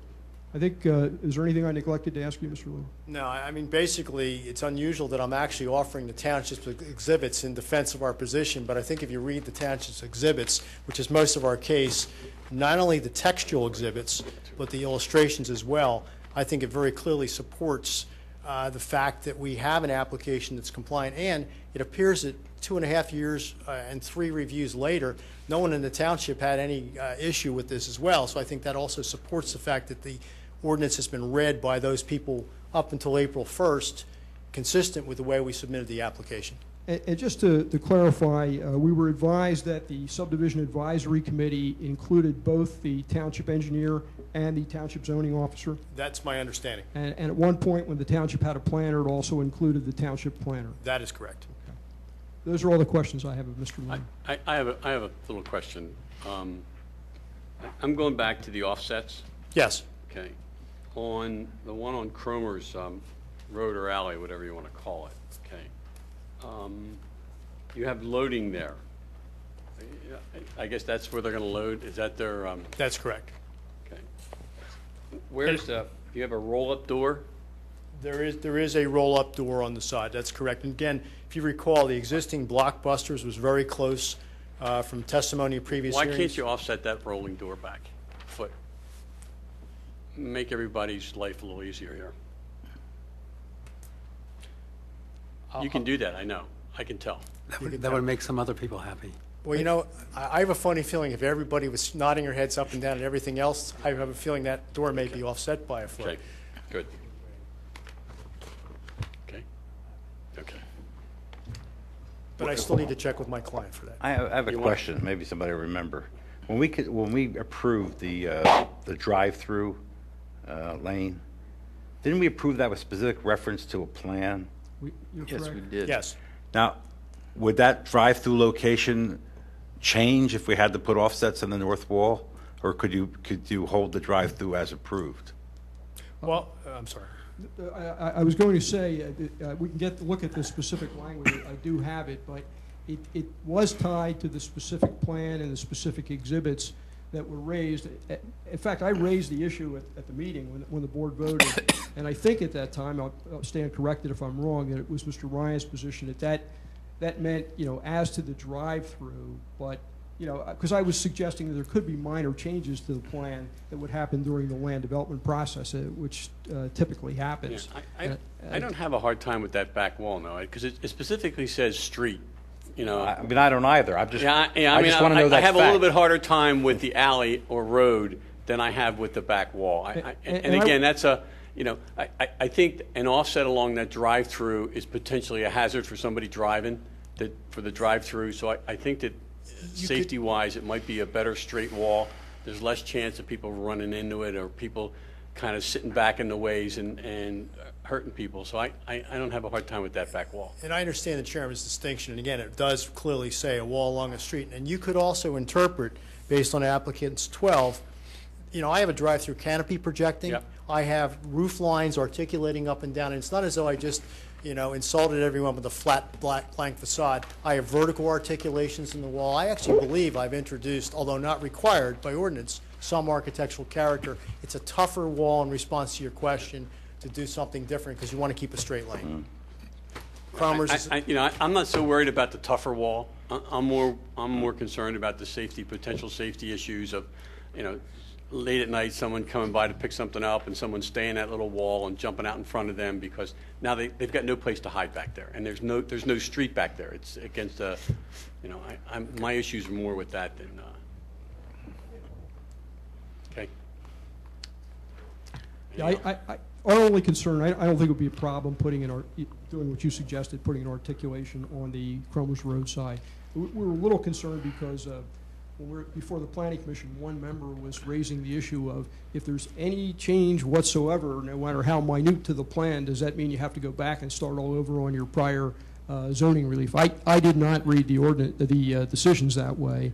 I gave him back to you. I didn't look at him for that particular point. I've got him right here. Yeah, but I don't think an offset's planning is going to have a problem with that one. It's pretty tough to get through land development without making some tweaks to a plan. Okay. But we can we can definitely do something on Cromer's if that's the board's. I believe I've heard permission on Cromer's. Okay. If it's the board's preference for that definitional difference between Cromer's and the rear street. Okay. I'm all right with that. Noah, you have that look in your eye. No, I just didn't know. Is there more testimony? Yes, very brief. I'll check my notes. I don't think I'm going to have to offer testimony. I think we've pretty much covered it. But John Simon has asked to be permitted to testify briefly. John was involved with the drafting of the WBOD ordinance. I'd like to call Mr. Simon. Do we need that? Huh? Do we need Mr. Simon? I don't know that we do. I don't think we need Mr. Simon. We can read the ordinance and. Okay. Yeah. Might be interesting. It might be historically interesting to know how. Might be interesting. But I think we have to deal with the ordinance as it is, and we've read it. It's true. So if you given the hour, yeah, if you insist on putting on the testimony, we'll hear it. But I will be quite brief. Okay, you got 1 minute. Can you do that? I may not be quite that brief, but I will do my darndest. Let me give you a little bit of history because I am, to a large degree, responsible for the master plan of the business district. So let me tell you how we get there. As long as you don't change our minds right now. I will not, sir. I promise. That's why sometimes you let the dog sleep in the corner and don't wake him up. I was a member of the Radnor Township Comprehensive Plan Committee and concurrently served 9 years and 5 months on the Planning Commission and served as the chairman of the Planning Commission when the comprehensive plan was enacted. I then became a member of the Comprehensive Plan Implementation Committee and served as chair of it for its first 5.5 years. During that, excuse me, sir. During that period of time, we created the master plan dated April 12th, 2006 for the Wayne Business District. What is now proposed by Rite Aid for Mr. Mastropieri's property is precisely, and I want to repeat the word precisely, what was envisaged in the master plan for this particular site. This plan, as you know, eliminates both the existing drive-in and 3 of the existing curb cuts, and the building is situated 45 feet back from the center line of Lancaster Avenue, thus conforming in every way with the master plan. As the gateway property entering the Wayne Business District, it is vital that this project be completed as proposed and approved by the zoning board. Short enough, sir? I'm glad you talked. Thank you very much. Thank you for hearing me. 30 seconds too long. We don't have any additional testimony to present. I'll answer any if necessary, I have some argument that I would make. Okay. I want to see if there's any anybody in the audience that may affect your argument. Okay. Okay. Anyone have anything to say? No one? Did you shake your head no? Mr. Chairman? Mr. Chairman? Yes. Hello. Hello. I don't want to cross-examine any of the witnesses. Okay. But I do, just to clarify the board, and I don't have any witnesses. Mr. Bauman's no longer here, as you know. He's the zoning officer. And there's an email in the file. But I think the issues, and there's a little bit of confusion on this plan, the 2 issues, the Build 2 line, I don't disagree with Mr. Petrosa's position on the Build 2 line, but all the plans show a Build 2 line on Aberdeen.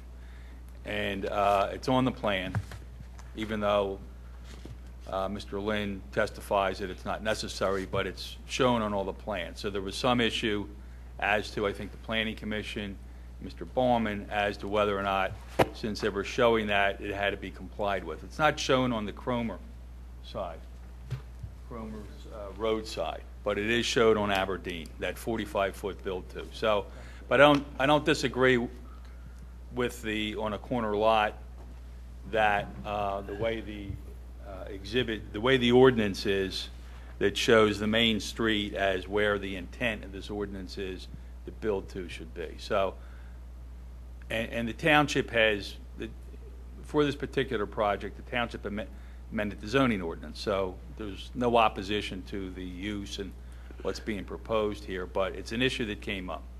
As to the architectural offsets, again, there's some wording in that definition. It talks about a street wall. There's no definition of street wall in this ordinance. There is a definition of street. And I think if you read that definition, it's pretty clear that Cromer's is a street. Streets defined pretty broadly in the zoning ordinance. So that's a street. Lancaster Avenue, as we all know, is a street. And Aberdeen Avenue is a street. So the suggestion that by Mr. Lynn that he's doing us a favor by putting the architectural offsets on Aberdeen, I think is, it's not a favor, he's required to do it. He's doing himself a favor by putting it there. Well, but my point is I think it needs to be on Cromer's too. It's a street. There's no definition of street wall. The issue, and then the final issue, and it's getting a little bit late tonight, and is Section 280-5311, which is the back of this building, which faces the township facility. And there was some discussion about that section and what that means. And 280-5311 talks about rear elevations of buildings that are exposed to parking lots and street or alley corners shall be architecturally similar to the primary elevation. I think what the zoning officer viewed that section as requiring the offsets on the rear of the building also, so that you had a consistency all the way around. There's not a road back there, but it is It's not as if it's up against a wooded lot or something where no one's going to look at the back of the building. There's a lot of activity in the back of the building. So, I mean, they're the issues from the township's perspective. You all make the decisions. I don't disagree with the applicant's build-to argument. It's pretty clear to me it's got to be on the front street. I disagree with some of the conclusions by the witness regarding how this would affect the whole WBOD, because some of these lots are so large you could have 2 or 3 buildings on them. So they would be able to build them all up to the build-to line. You wouldn't have a curved building. But anyway, that's their testimony, and that's all I have to say about the application on behalf of the township. Thank you. Anyone else? Anyone in the audience? You got something to say, please?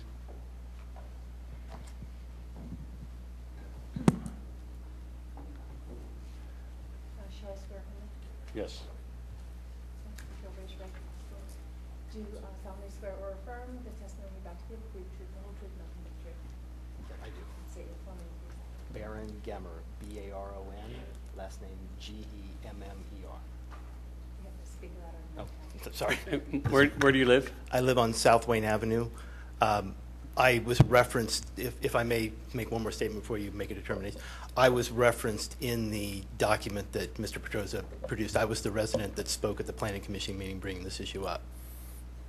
Does he have standing here?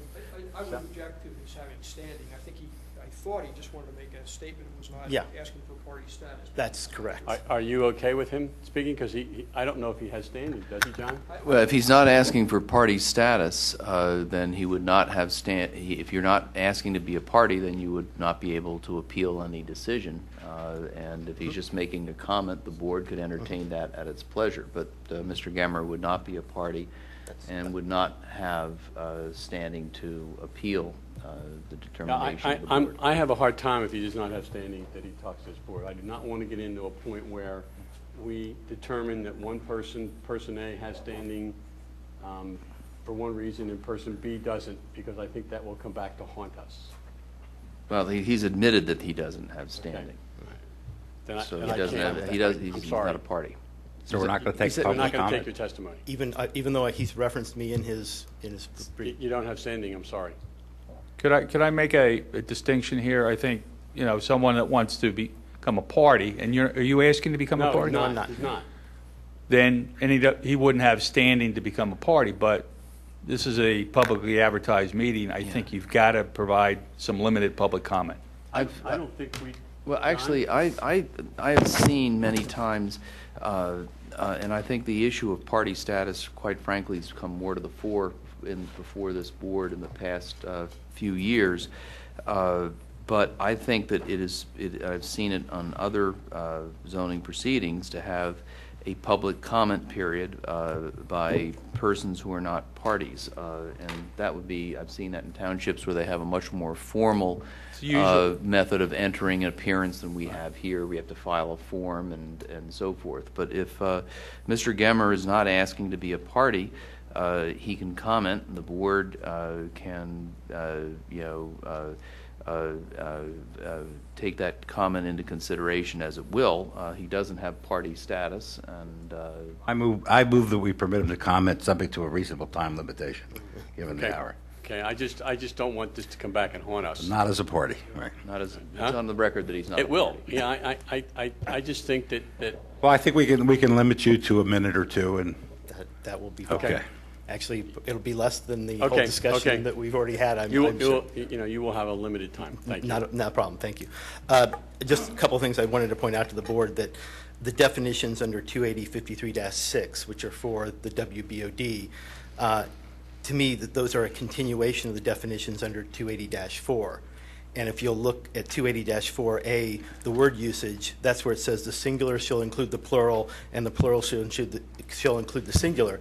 That's important because even when you're talking about front yard setbacks outside of the WBOD, corner yards have 2 front yard setbacks.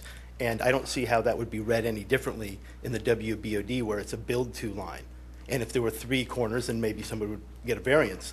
But corner lots certainly look like they would need to have 2 build-to lines if those streets that they cornered on were indicated in the diagram in the background. And the other thing I would just want to say is the diagram, to me, the diagram in the background, in terms of showing the sidewalk and the main road there, if anything, it actually reinforces the fact that if you're on two streets, you might have to, because it actually shows the building at the build-to line on the other one. It wouldn't by default show both, because not all properties are going to be corner properties. But there it shows that example, but it's just pointing out the one build-to line, which is trying to indicate, even though there might be multiple for a particular building. And that's all I have. Thank you. Anyone else? No? Okay. Can I respond? Yes, you can. In fact, the reference to 280-4, which has definitions of yards and talks about corner properties having two front yards, is not at all applicable to this section. There's a section in the ordinance that says when there are conflicts between different sections of the ordinance and the provisions of the WBOD prevail. The difference is that this isn't a front yard at all. It's a build-to line, and they're totally different animals. The build-to line, as you know, is the line at which the front wall of a building shall be located and is parallel to the street right-of-way. And it points to figure 1, and figure 1 clearly indicates to me that on a corner property you don't have to be at both build-to lines. But yard is totally different. Yard is the required open space around the inner periphery of a lot in which no principal building or structure is located. The rest of the lot is the buildable area. Front yard is the minimum open space from the street line. The concept of a front yard is a minimum distance that you must put the building back from the street line, which is the right-of-way line. You can put it as far back as you want. A build-to line is the antithesis of that. It's telling you to put the building at a particular line. It is clearly not a yard. There is no way that you could interpret it as the required open space around the inner periphery of a lot. It's not a yard, and therefore the fact that it in 280-4 specifically says that a corner lot must have two front yards, and the fact that the WBOD regulations that introduce the concept of build-to line do not say that you have to have build-to line. In fact, they say everything is to the contrary, the line at which the front wall of a building must be located. So it's a totally different concept. It's not a front yard at all, and it does not say that you have to put the building at all build-to lines, because then some of those problems that Mr. Lynn talked about would come into play. And even if there were any ambiguity in the ordinance, even if there were any ambiguity, I don't think it is ambiguous, but if anything, I think our reading is entirely correct. But even if you find that there's some ambiguity in the ordinance, it must be interpreted in our favor pursuant to Section 603.1 of the Pennsylvania Municipalities Planning Code, and it must be interpreted in favor of the least restriction possible on the property and against any implied extension of a restriction.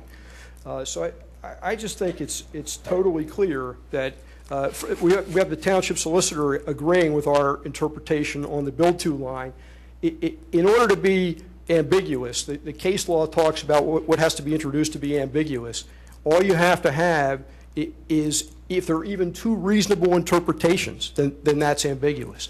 And here we had the zoning officer and the township engineer, two different zoning officers, and a township engineer not calling out this problem, not indicating it was a problem. We have the township solicitor agreeing with our interpretation on this issue. How anyone could say that at worst case for us, there's not ambiguity that must be resolved in our favor is beyond me.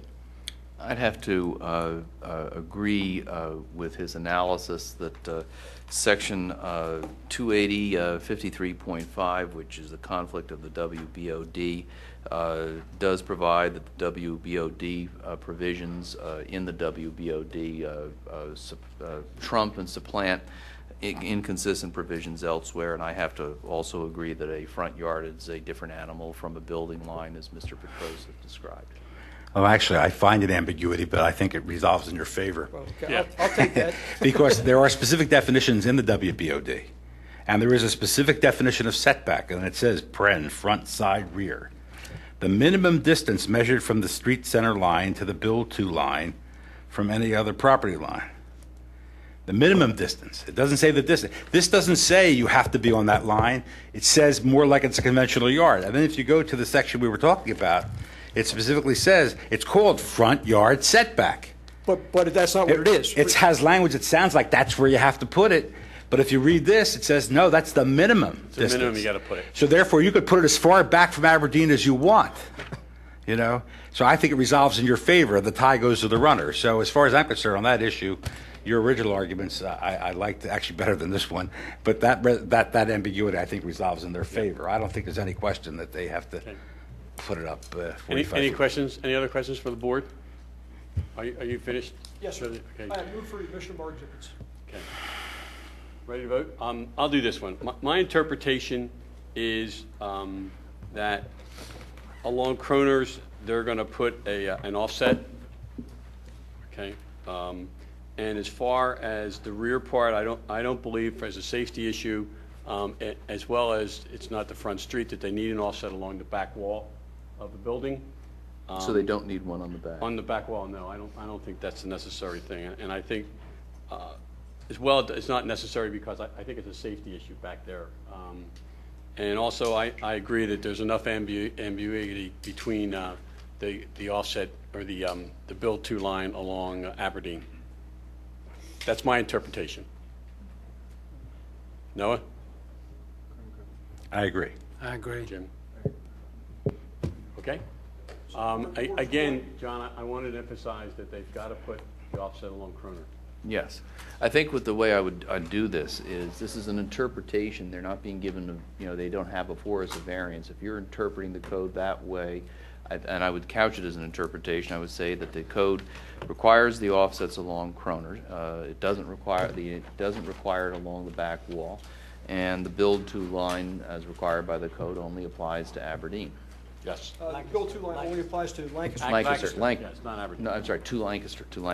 Do we want to deal with the rear wall as an interpretation? Because that's going to come back and be revisited in future days. Can't we grant a variance on that one issue? You didn't ask for it. On the grounds of the safety? Oh, I see. The only thing before us is an interpretation. If you feel they need a variance, it would have to be re-advertised. That's it. All right. Thank you very much. No further business. Meeting adjourned. Thank you. Sorry. Hopefully we all